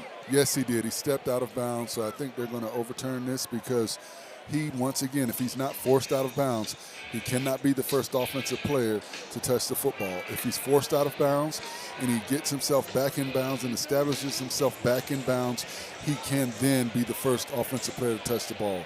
So I think they'll overturn this. Now, from that angle, can you say definitively that it's 100% that he stepped on the end line? I think you can. Yeah. But it's not my decision to be made. Since we don't have a camera on the backside. Right there. There we go. Yes, I think right there you can clearly see. Yeah. I was trying, Donovan. Yeah, you were trying to mess up my explanation. No, and I wasn't the only one rooting. You know, his twin brother Greg was rooting for him. Come on. The receiver touched the ball with his left foot on the end line. It's an incomplete pass. It'll be 4th and goal at the 2-yard line. Yeah, the Green family back in Mount Airy, North Carolina, not happy. Great effort. So do you go for it right here, Doug, or do you take the field goal? I go for it. How about you? With the way the defense has been playing, I definitely think it doesn't matter what I think. They're going to kick the field goal. Well, I'm thinking if they don't get it, the way your defense has been playing, they are staring at a long field. That's what I was thinking, but at the same time, you want to continue to give the fans something to cheer about. You don't want to have an empty drive. But they did miss a 4th down conversion earlier in the game, so maybe let's get the lead back to 3 touchdowns with our Mr. Automatic, John Love.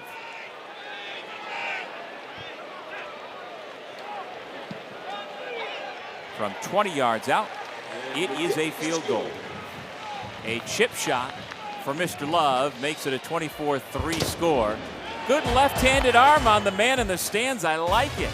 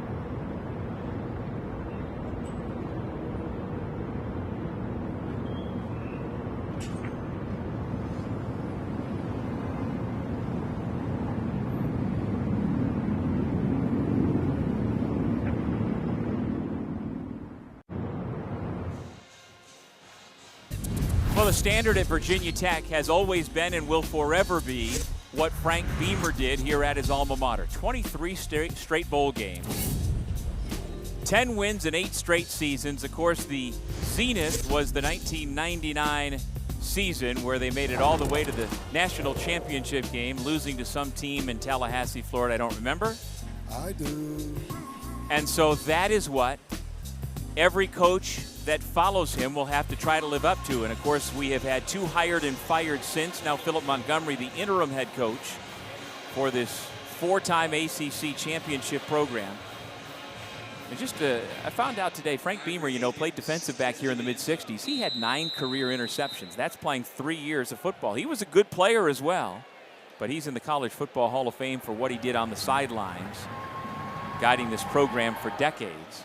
And so, of course, all the talk around Blacksburg and Hokie Nation as we get a return by Ivory Akins is who's going to be the next full-time head coach at Tech. And what do you think? Here's some of your candidates that you've been thinking about. Well, you got Coach Jimbo Fisher, a national championship winning coach. Michael Vick, he is Virginia Tech first overall pick. I think he would galvanize the program. Shane Beamer, we already know the Beamer name, what it stands for here. John Gruden is an interesting name that nobody's been talking about. Pat Fitzgerald, we saw what he was able to do at Northwestern. And then Alex Golesh, what you see at South Florida right now, they are a team to be reckoned with. He's shown that he can recruit the state of Florida. You give him an opportunity to come to a Power 4 program, I think he can make some noise as well. And the piece of the puzzle that has been missing in recent years as the football program has flagged for more than a decade is that Tech is expected to commit $50+ more million toward athletics. The approval is expected by the end of the month and get closer to what Whit Babcock, the athletic director, his stated goal of $200 million for an annual budget if you want to be competitive in the ACC. And, of course, some of that, if not much of that, will go towards not just the head coach, but the staff around him. And if you look at the facilities, these facilities are already top-notch and gorgeous. I mean, so just think of the addition of that money in this program and what it would do as far as building and getting back to that championship caliber of football that they're used to seeing and having here at Virginia Tech University. Matt Flanders, the catch for Wofford, as we show you one of the quotes from Babcock. If you want to compete near the top of the ACC, our budget needs to be $200 million. If we don't radically leap forward now, we're likely sealing our own fate for years and generations, and that's alluding to the idea that somewhere in the not too distant future, there will be another huge split at big-time college football, and schools like Virginia Tech likely would be left behind, and that is certainly not something folks here in Hokie Nation want. And you can say the same thing all around the country. Schools are feeling that crunch. Now, if you're Florida State, if you are Clemson, you don't worry about being on the wrong side of the cut line, but there are a lot of ACC schools thinking about that as part of the equation right now. And it's such a competitive atmosphere right now. And we know money plays a big part. Fundraising, money's allotted to the programs. But programs, when they get these opportunities, they've got to do the right thing with, putting that money in the right place to continue to build the programs, whether it be with facilities, whether it be with recruiting and NIL opportunities. They've got to put the monies in the right place. After the tackle for loss by Copeland, the intended pass to Coleman is incomplete. Good coverage by Jordan Bass, the Pittsburgh transfer. And Michael Vick is the one who you think, if he gets hired, you're going to have the pushback for what happened off the field by a certain segment of the population for sure. But I would think he would invigorate largely the donors and the alumni and the fan base at Virginia Tech.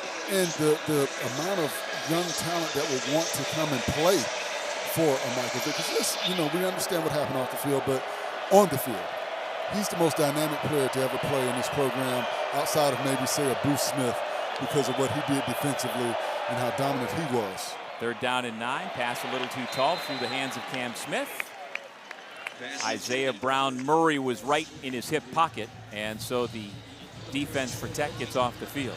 And yeah, you're right. I mean, Michael Vick has cachet, and even though he was ahead of the time of the kids who are in high school now, that cachet in terms of recruiting would carry a lot of weight, I would think. Well, what you look at, too, as a head coach now, their job is to get the alumni involved, get the alumni to be a part of the program, get the alumni to come back and donate to the program. If you're Michael Vick, you're going to get you 2 great coordinators to go out and coach, and you lead men.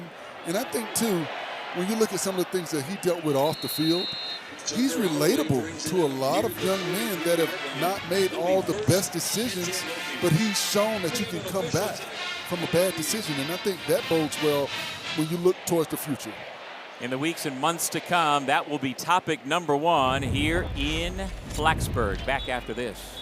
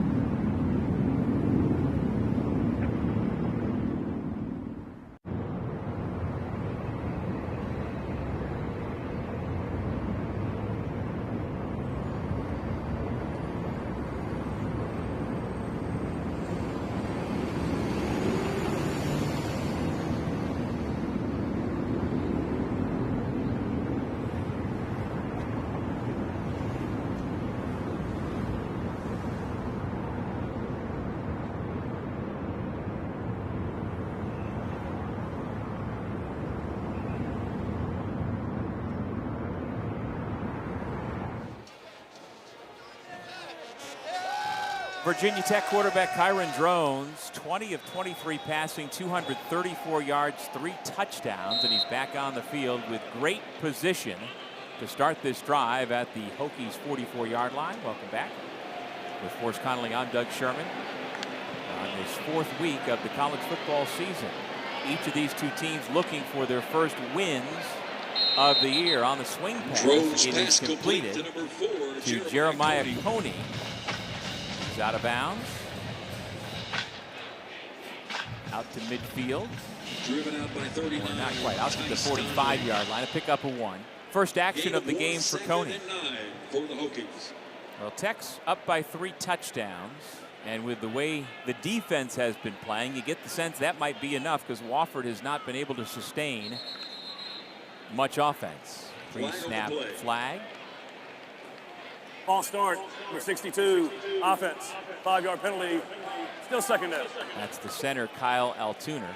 He actually has 3 players on the offensive line for Tech who transferred from West Virginia to come along with the position coach, Matt Moore, as well as a young man who had committed out of high school to West Virginia. So he brought with him a lot of talent here to Blacksburg. So after the penalty, it's second down and 14. Drones checks it down out of the backfield again. Able to find the open man out near midfield. Coney with his second reception on the drive. Out near the 50-yard line. 9-yard pickup. Now out to midfield. Stop number 9, Eli Campbell. Yeah, Wofford offensively has only 73 yards passing with its backup quarterback in today. And running the football, minus 11. 17 carries for minus 11. Of course, in college football, that includes the quarterback sacks and being dropped behind the line of scrimmage. But it has been a struggle offensively for Wofford. On third down, Drones has a wide open receiver, Aiden Green, to the 35-yard line before driven into the ground by Perrin Ketchen. But it's a first down for Tech. 16 yards on the pass play as Drones continues to deliver the football perfectly. And a good job by Green finding a hole in that cover 2 defense, sitting down and giving his quarterback somewhere to go with the football. You're usually going to find that hole in between the safety in that corner who's covering that front edge.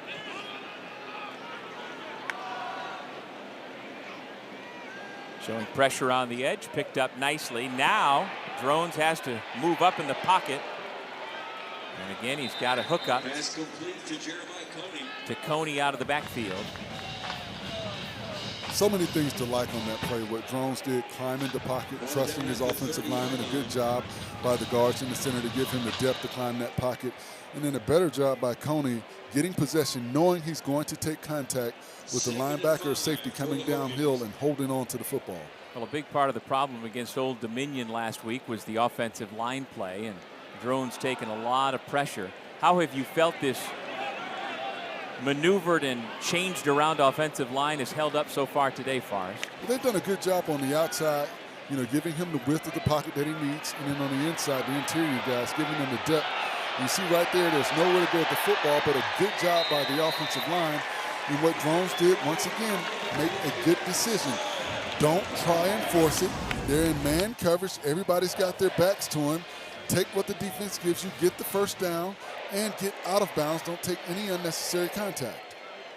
Coney with a nice job blocking downfield before the tackle was finally made by Logan McLeod. That was a 12-yard gain. And so 1st and 10 inside the 20-yard line. Once again, the Hokies in the red zone. Tyler Mason, the motion man, takes the pitch. He gives it up. Little trickeration that Wofford was ready for. Donovan Green is dropped by McLeod. And that was almost a disaster. Got a flag down on the far side of the field. Yeah, it looked like the Terriers knew what was coming.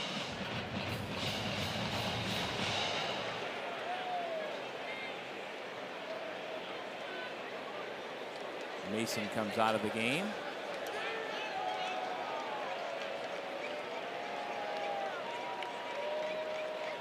An extended huddle here. Let's see what the penalty marker's all about.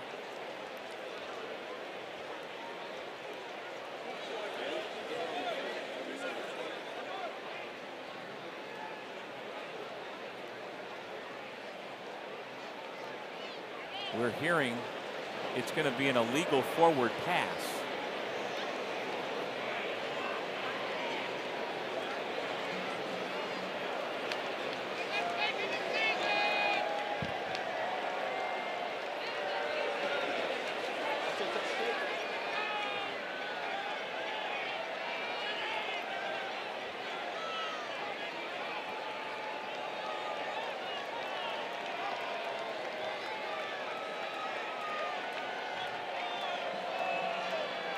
During the delay, I'm enjoying watching the Jumbotron, the little kids getting up on the screen and the parents going crazy. So don't mind me. As the Boo Birds come, not for the Hokies, but for the officials for the extended delay. The previous plays under further review to determine if the second pass was forward. Well, this is now 12 of Drone's 23 completions have gone to running backs today. He has used Hawkins, Prelo, most extensively. And again, we've not seen Terrion Stewart. And last week against Old Dominion, rushed for 57 yards, showed signs of coming back fully from an injury during training camp that had slowed him down. So now we're hearing that they are looking at both passes, not just the second one. Let's see if we see a illegal forward pass.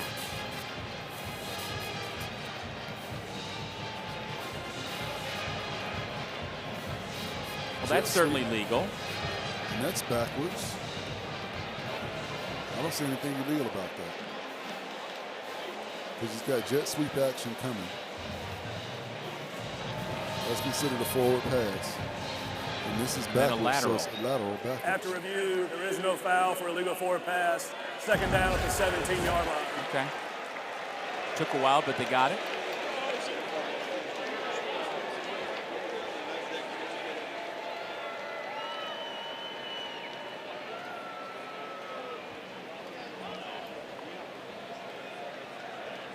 So for all of that, it's a 1-yard gain for Tech.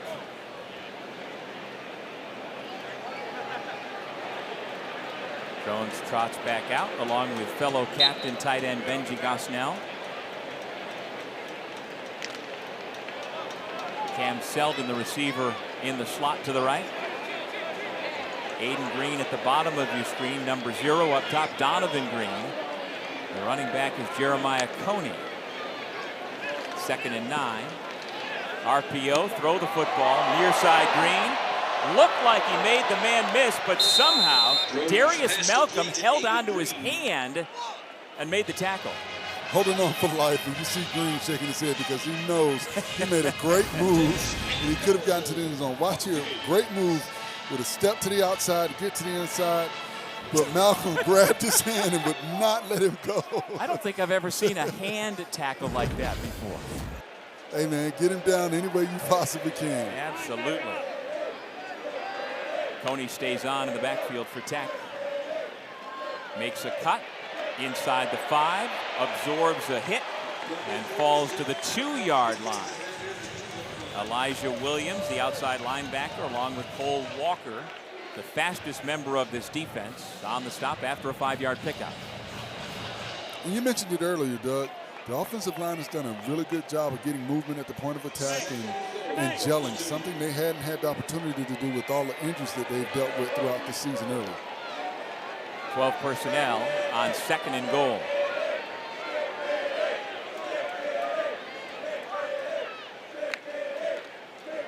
Coney met, stopped. He falls forward but is short thanks to Jude Tyner. At the end of the play, you saw him across the goal line, but he was down before that due to the tackle of the Georgia State transfer, Tyner. He was the first one there, and they'll go for it again in tight on 3rd and goal, and that is a touchdown. A 10-play scoring drive. The Hokies have 30 on the board. So Drones has thrown for 3 and has now rushed for 1. A 10-play, 56-yard drive, chewing up 5 minutes and 37 seconds on the clock. You're late in the 3rd quarter. And as an offensive line, we call that knuckle swipe. I mean, all of your pressure, everything is leaning forward, and you're just going forward. There's nothing about backwards with your movement. Everything is forward. That was knuckle swipe? Knuckles white. Knuckles white. Okay, Fingertips gotcha. white, excuse me. Fingertips. Fingertips white. Love remains perfect on PATs in his career. Here is Drones. You see everybody leaning forward? Fingertips white. Fingertips white. Everybody's falling forward. It's like they're barreling down, head down, basically all fours, bear crawling into the end zone. All of your weight, everything is leaning forward. Well, when you are an FBS team facing an FCS team, you would like to think that with fingertips white in that situation, your bigs should be bigger and stronger than their bigs, and getting a yard shouldn't be a problem. Well, you would like to think that against an FBS team as well. I mean, that is when you're down, and that's something that you hit the sled for every day. That's why you practice sled work as an offensive lineman. You want to get movement at the point of attack. It's always the first guy to make contact is usually the person that's going to win that battle. So you want to, like I said, have fingertips white, have all of your weight leaning forward. Everything and every part of your movement needs to be going forward, barreling through, trying to uplift, dig up under those defenders and get movement. Tech has had back-to-back 5+ minute scoring drives for a field goal and a touchdown as they chew up more of the clock late here in the third quarter. And we saw the numbers of Kyron Drones. He's thrown only 4 incomplete passes. 2 of them, you remember, early on were drops. He has been about as pristine throwing the football as you could hope for. You have to feel good for him because of what he's dealt with throughout the week. There's been a lot of stress with them, with this whole program, you know, with Coach Pryor being let go, with Coach Montgomery being named interim. And, you know, what Coach Montgomery said is true. Quarterbacks get too much prestige when things are going great and too much blame when things are going wrong. And I thought he got a lot of the blame this week, and he's responded extremely well. Jaden Whitaker, the backup quarterback, starting today because of injury, puts that one right on the money to Isaiah Scott. One of 3 receivers for Wofford out of Miami Norland High School. And he's going to come out. And when Whitaker's had time, he's thrown some really good balls. That was a really good ball right there.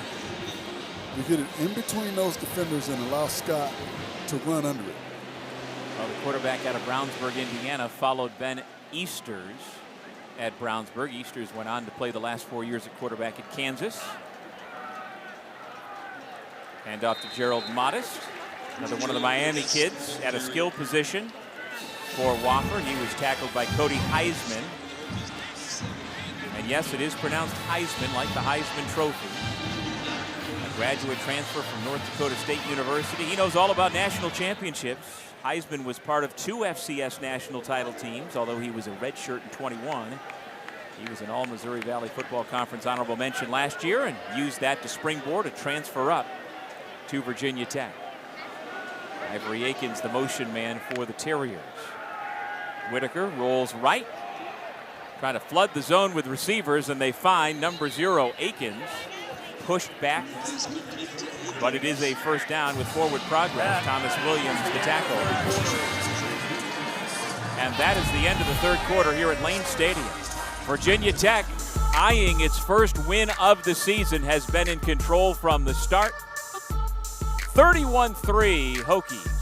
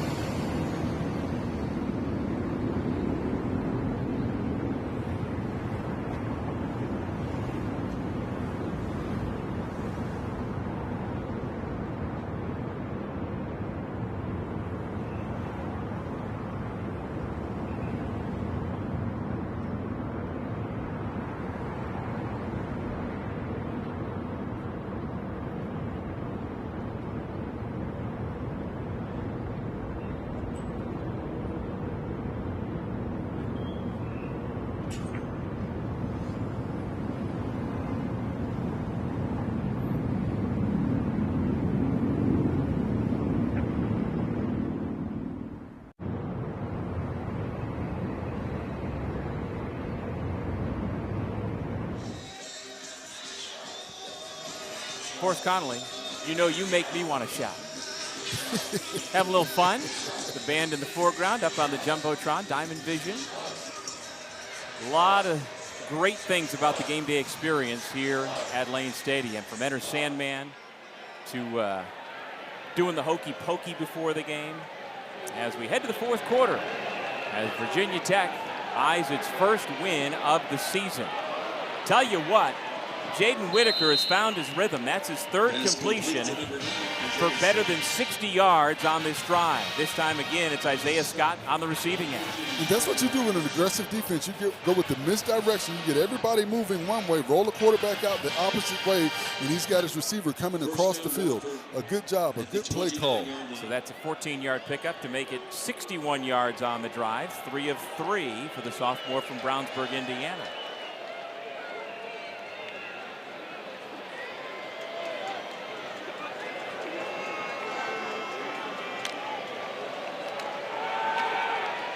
Whitaker taking a shot to the end zone. He's got single coverage. In and out of the hands of Cam Smith.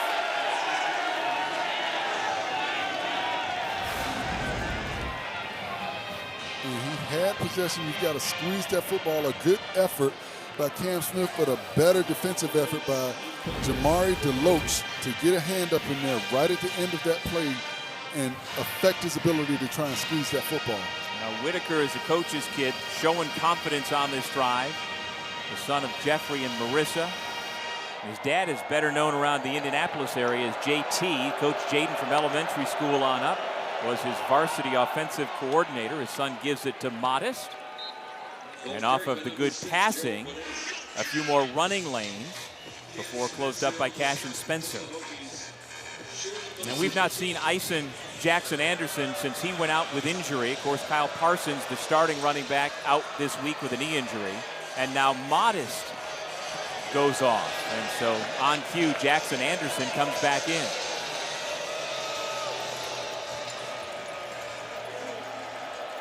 Wofford is 3 of 10 on third downs today.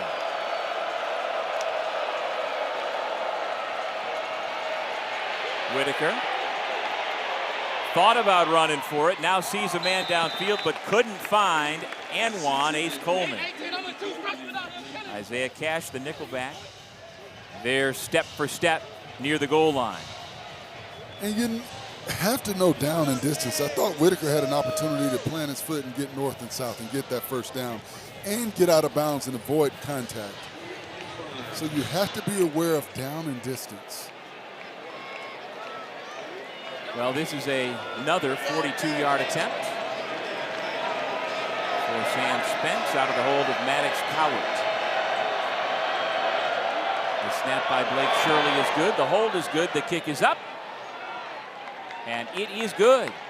A second-made field goal by Sam Spence, who is back to being the #1 place kicker for Wofford because Sean Watson, his head coach, said he's just been the most consistent through camp and the start of the season. So it's a 8-play, 51-yard scoring drive.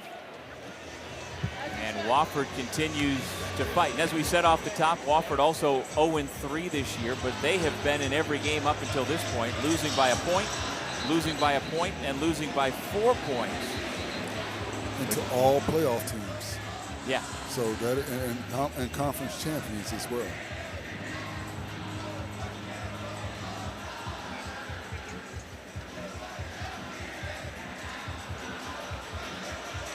Well, we just got word that Terrion Stewart is dressed and available, just hasn't come into the game yet today. One of the many running backs being used or not by Philip Montgomery. He was a game time decision.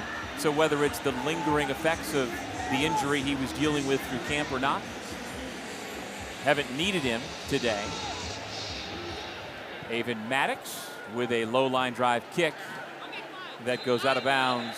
So it'll be a penalty and out to the 35-yard line. Free kick to out start of this bounds drive. for the 35, kicking team. Lovely place to the 35-yard line. First down. Correction on number 37.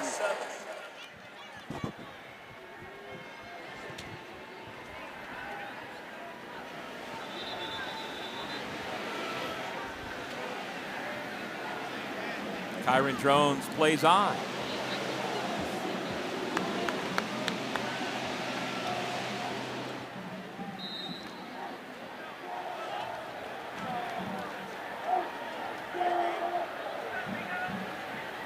Marcellus Hawkins, who has had a productive day at running back, will carry it again. Play is whistled dead after he was met early on by Wyatt Ward, number 44. They will say he got back to the line of scrimmage, so no gain.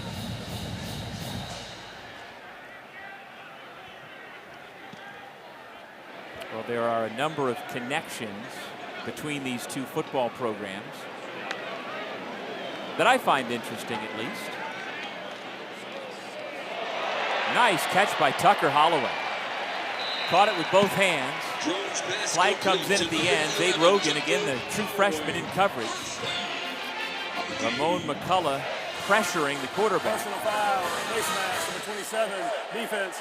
The 15-yard penalties added to the end of the play, and automatic first down. So that is Rogan, and again, he is being thrown into the fire as a first-year player. Got that left hand up briefly, up around the face mask. And you want to keep those hands down around the breastplate when you're making that tackle. So 14-yard gain, tack on the extra 15 for the penalty, and the Hokies once again driving the football to the 36-yard line of Wofford.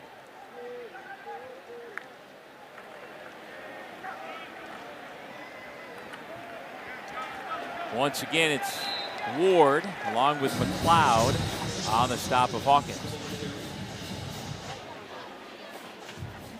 Okay, so Mitch Doolittle, the defensive coordinator at Wofford, was hired at Wofford by the man who is currently the defensive coordinator at Virginia Tech.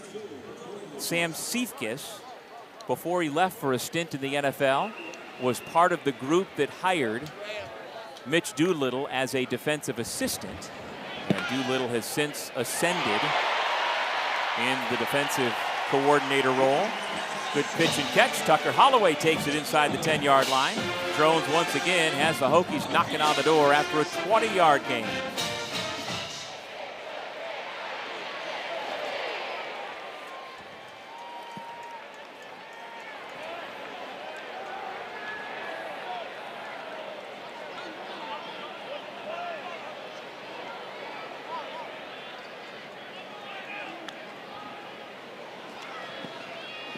Drones lofts it.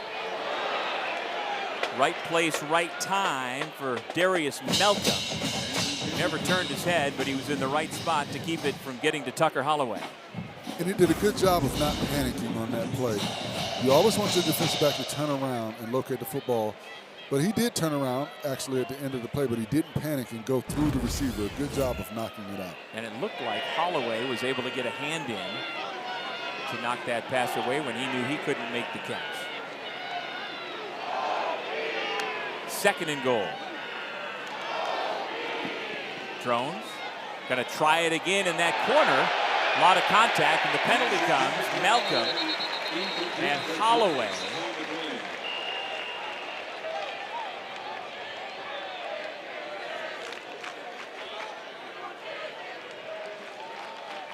And it is going to go. Pass interference, number 14, defense. Foul occurred in the end zone. Ball be placed at the 2-yard line. Automatic. First down. And you see right here, Malcolm never turned around to locate the football. He's fighting through the receiver, pushing. He's got his hands all over the receiver. Easy call for the official.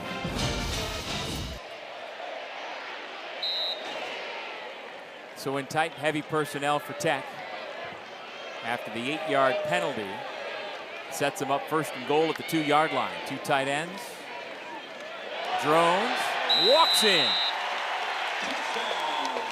The Terriers defense bit on the fake handoff, and there was no one left on the outside as Drones walks in for his second rushing touchdown of the afternoon. And Doug, I think that may be the first time that Drones has kept that ball on that RPO action. He's handed it off every time, but you see here, he sees the defensive end and the safety come down inside. He knows he's basically just got to pull the ball out at the mesh point and walk on into the end zone. Great decision by Drones on that play. So now Kyle Lowe, who was a redshirt senior, kickoff specialist, he has never attempted a field goal or PAT getting this opportunity, and he punches it through. When John Love is your teammate, you understand you're not going to get so many opportunities, but good for Kyle Lowe to get his name in the scoring column as we head to break. Tech, led by its senior quarterback, Kyron Drones, in control here this afternoon.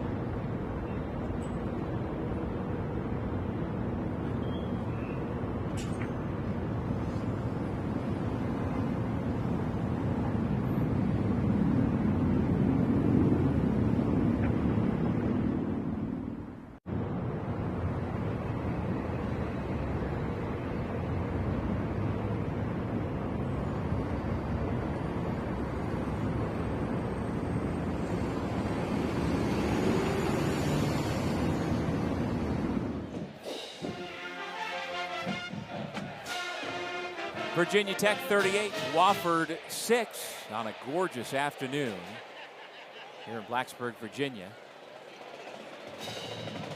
And so now the kickers for Virginia Tech have switched roles completely. Kyle Lowe got to kick a point after for the first time in his career. And now John Love, the all-conference place kicker, is going to kick off.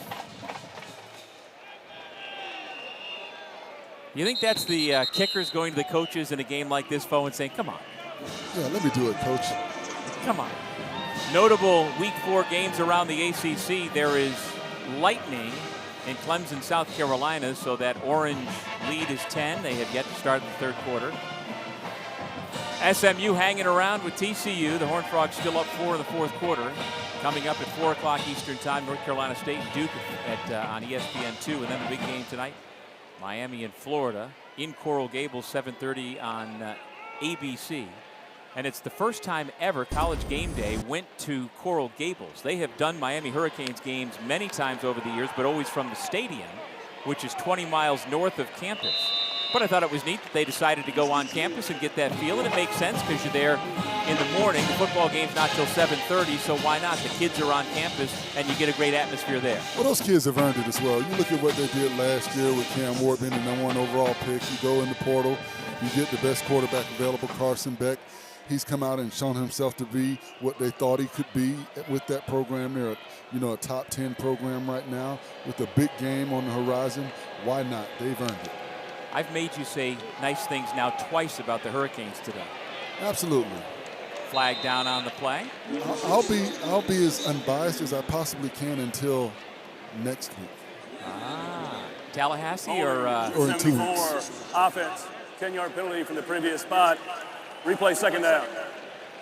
But I think this Florida game tonight could be interesting. Florida has nothing to lose, everything to gain. These kids have all played against one another and with one another in high school. Florida's familiar with Carson Beck from his Georgia days. Yep. I did see that Florida may be without 3 defensive linemen, which could hurt. But at the same time, you know, they've got 4- and 5-star guys behind the guys that start. So you never know. And I don't know if those will be starters that'll be out, but it could be an interesting game. Isaiah Nell out there at running back for the first time. Instead, they throw the football to the near side to Matt Flanders. Another completion for Jaden Whitaker. Isaiah Cash with the tackle. And the Gators, much like we saw last week here in Blacksburg, they could be playing for their head coach's job. Absolutely. Billy Napier's another one very much on the hot seat. Yes. And I think that South Florida loss really hurt him. You know, you lose at home to South Florida. That was a very tough loss for that Florida team, and they seem to be on an emotional high with their early season success. 3rd down and 11. Clock running, under 10 minutes to go in regulation.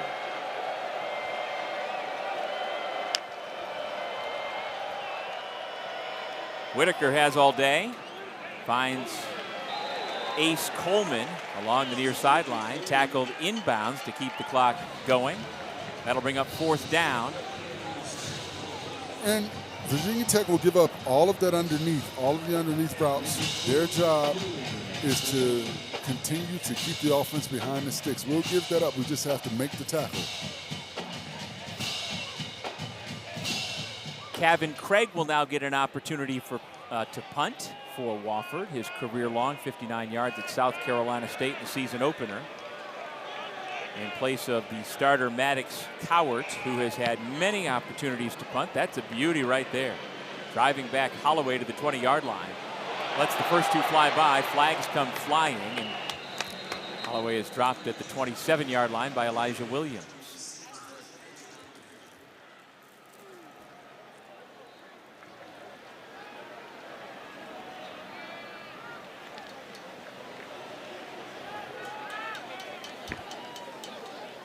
During the return, legal block in the back. Number 4, return team.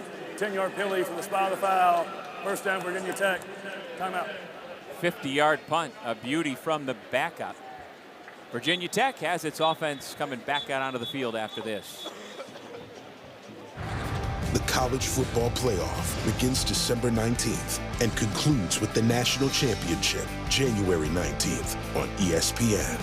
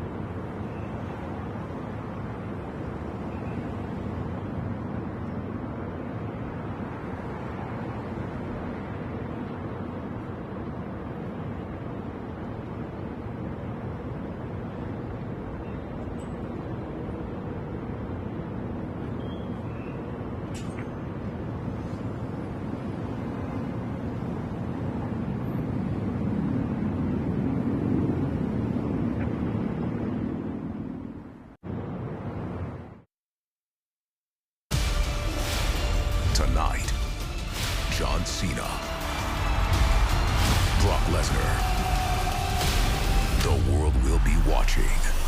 Stream WrestlePalooza on the ESPN app tonight. I'm intrigued. 25 years after Brock Lesnar won a national championship at the University of Minnesota in wrestling, he is still going.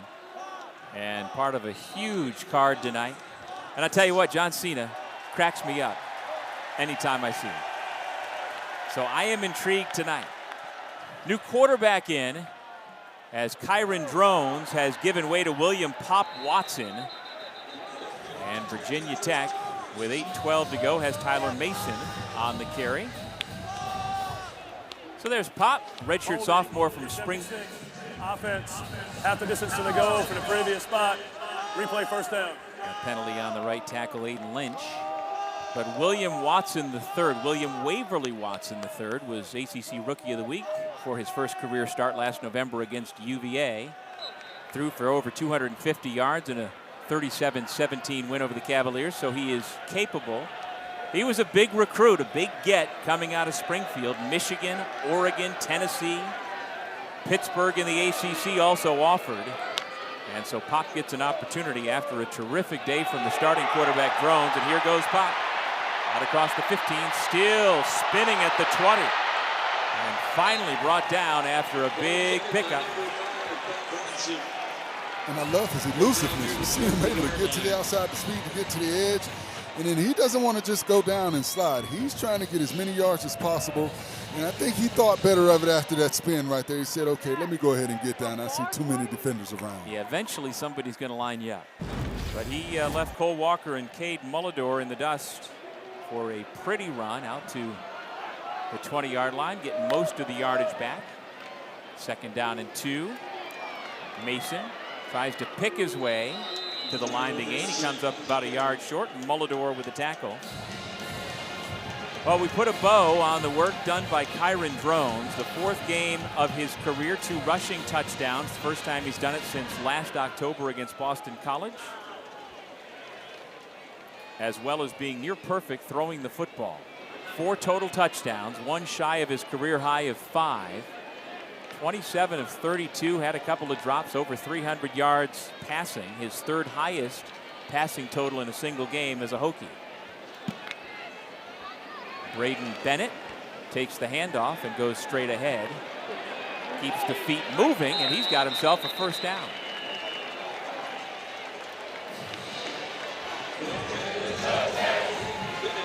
Tice Donnelly, who I met in the elevator last night, a freshman linebacker who told me if he gets a chance to play today, he'd like for me to call him the wild card. So number 39 in black, he is the wild card, getting an opportunity. Young man out of Fruit Cove, Florida. And I told him if you get a 70-yard pick six, in the middle of it, I'm screaming wild card. He liked that.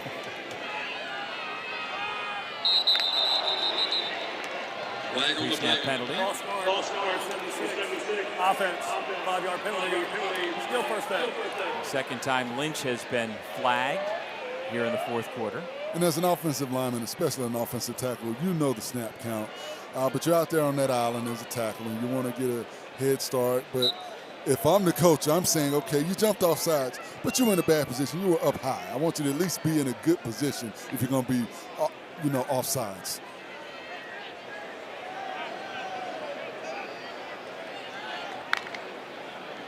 First and 15 for Pop Watson. Tice Donnelly, again mixing it up. He was the first one there.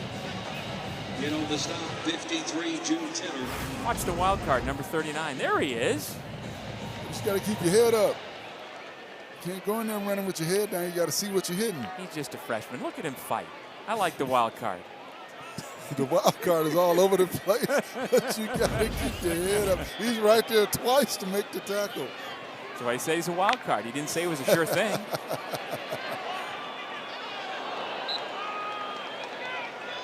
Jonathan Schaefer.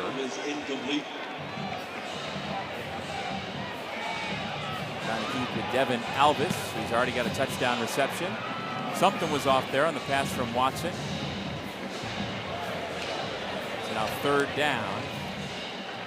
And a little more than 10 to go. Mason remains the running back out there for Tech.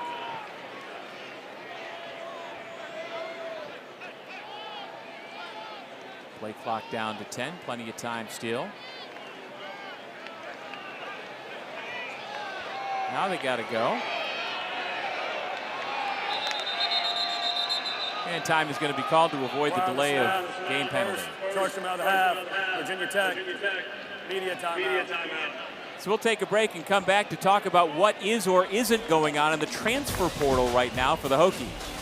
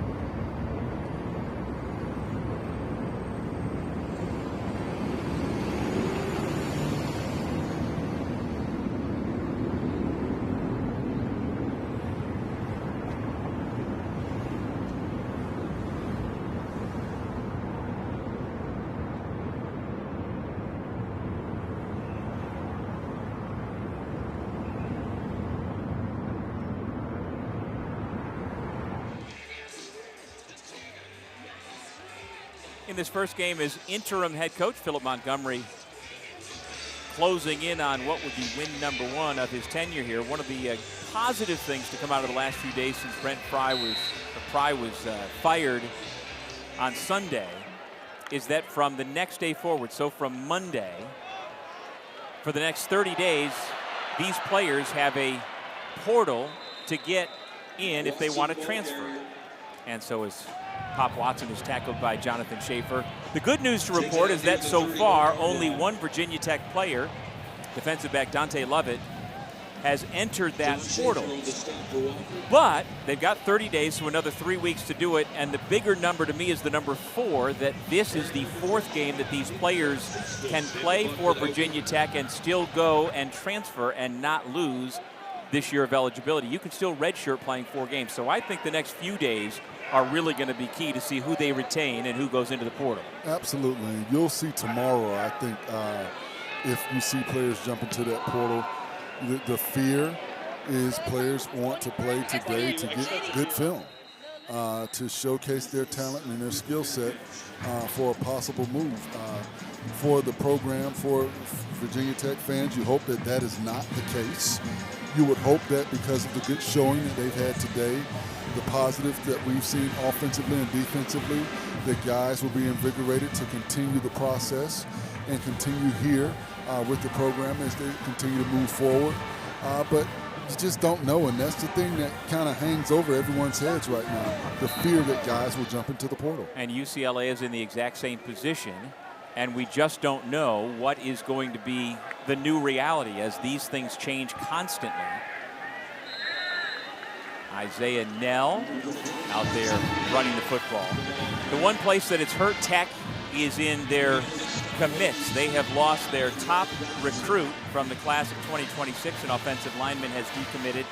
One of two from that class, and also from the class of 27, one of the top recruits who had committed has decommitted. So, you know, that's just the nature of college football. But for Virginia Tech at this point, they are very vulnerable.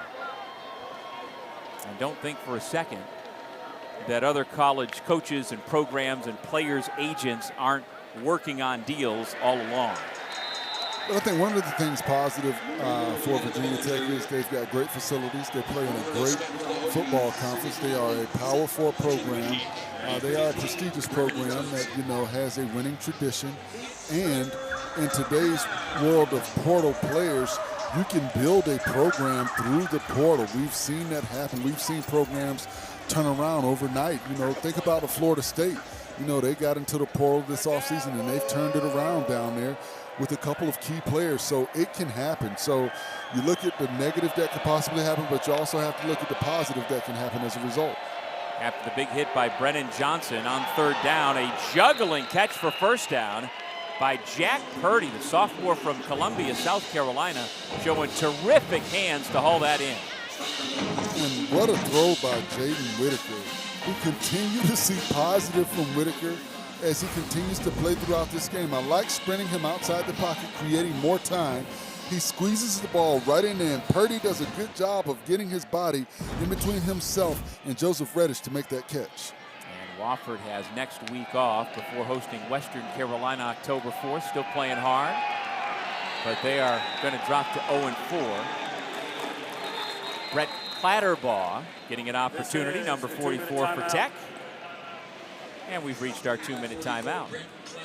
38-6 our score. The Hokies closing in on win number 1 of the season.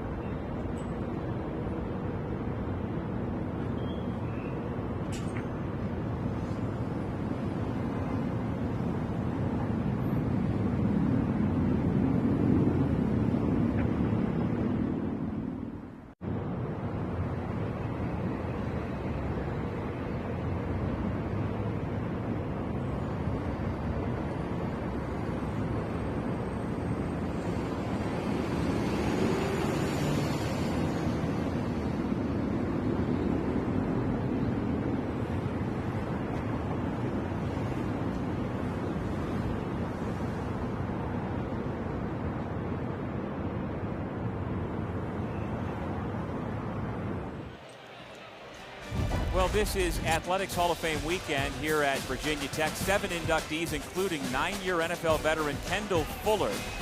You'll remember he was a day one starter here at Tech. He picked off 6 passes as a true freshman, wound up being a third-round pick in 2016, had the Super Bowl clinching interception for the Chiefs. And I got a trivia question for you, Forrest. As Wofford runs it on 2nd down and long. Gabe Williams carried the football. All right, so there in the history of the NFL, there have been 3 different families who have put 4 players, 4 siblings, into the NFL. And one of them is the Fuller family. All 4 of the boys played here. Vincent, Corey, Kyle, and Kendall. Can you name the other 2 families to have 4 sons who went on to play in the NFL? Matthews? Nope. I'll give you a second to think about it. Okay. We got another minute 18. Swarming defense by the Hokies. The 2s and the 3s are getting their opportunity. Jamari Deloach among those in on the tackle.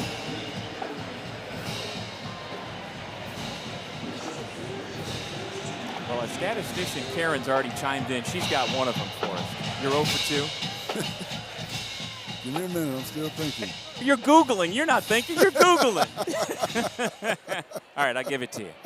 The easy one for me and Karen was the Gronkowskis. Of course, that's right. Rob is the big star, but his brothers. But it's only 3 of them, isn't it? No, there's 4. Grew up in Western New York. Their father was a good player at Syracuse, although none of the boys decided to follow him to Syracuse. And the other family, got a guess? I know it was 3 Bosas that played, Yeah, but the 2 Browners. Saints. I Yeah. would have never guessed that. Yeah, But I thought it was only 3 Gronkowskis. It's 4? I'm pretty sure it's 4. The fullback from Kansas State. I'm just trying to think. I didn't look up that far. I just took it as, yeah, that sounds right. 4 Gronkowskis. So anyhow, we don't want to take the shine away from the Fuller family. Apparently, I didn't see it, but Vincent, Corey, and Kyle all came back to honor their younger brother here this weekend. They had a nice dinner last night, and they were recognized at halftime today. And all things, at least for the moment, here in Hokieville are good. Final play of the game, they take a knee, and the Hokies, after hitting their nadir last Saturday night and firing their coach the following day, get into the win column for the first time. And congratulations to Philip Montgomery, the interim head coach. He has win number 1 in his tenure, no matter how long it is, here in Blacksburg. Excellent response by this team. Good job by Coach Montgomery to keep everyone together, to come out and perform at a high level and get a much-needed win for this program. And that man was the star of the game, Kyron Drones. 27 of 32 passing for 307 yards. That's the 3rd most in his Tech career. Threw for 2 touchdowns, ran for 2 touchdowns. And here's a look at what number 1 in white did this afternoon. He did a good job, like I said, sprinting outside the pocket, throwing dimes, knowing where he wanted to go with the football, not forcing it. That's one of the things I think that he had some issues with, some bad decision-making, poor decision-making. He's able to make great decisions. You see right there, a great decision when he saw everyone crashing down to pull the ball out at the mesh point and get around the edge and basically walk in for that last touchdown that he scored. There are the numbers, career highs in completions as well. And he seems to be moving fine. We saw him with a little bit of a hitch in his giddy up in the first half. He got it retaped and seemed to be okay. Didn't have to run the football much at all today. And they did not need him to. Got 79 yards rushing from Marcellus Hawkins to lead the way. And the top receivers were Prelo out of the backfield, Aiden Green, Tucker Holloway, and Devin Elvis, who had his first career receiving touchdown as a Hokie.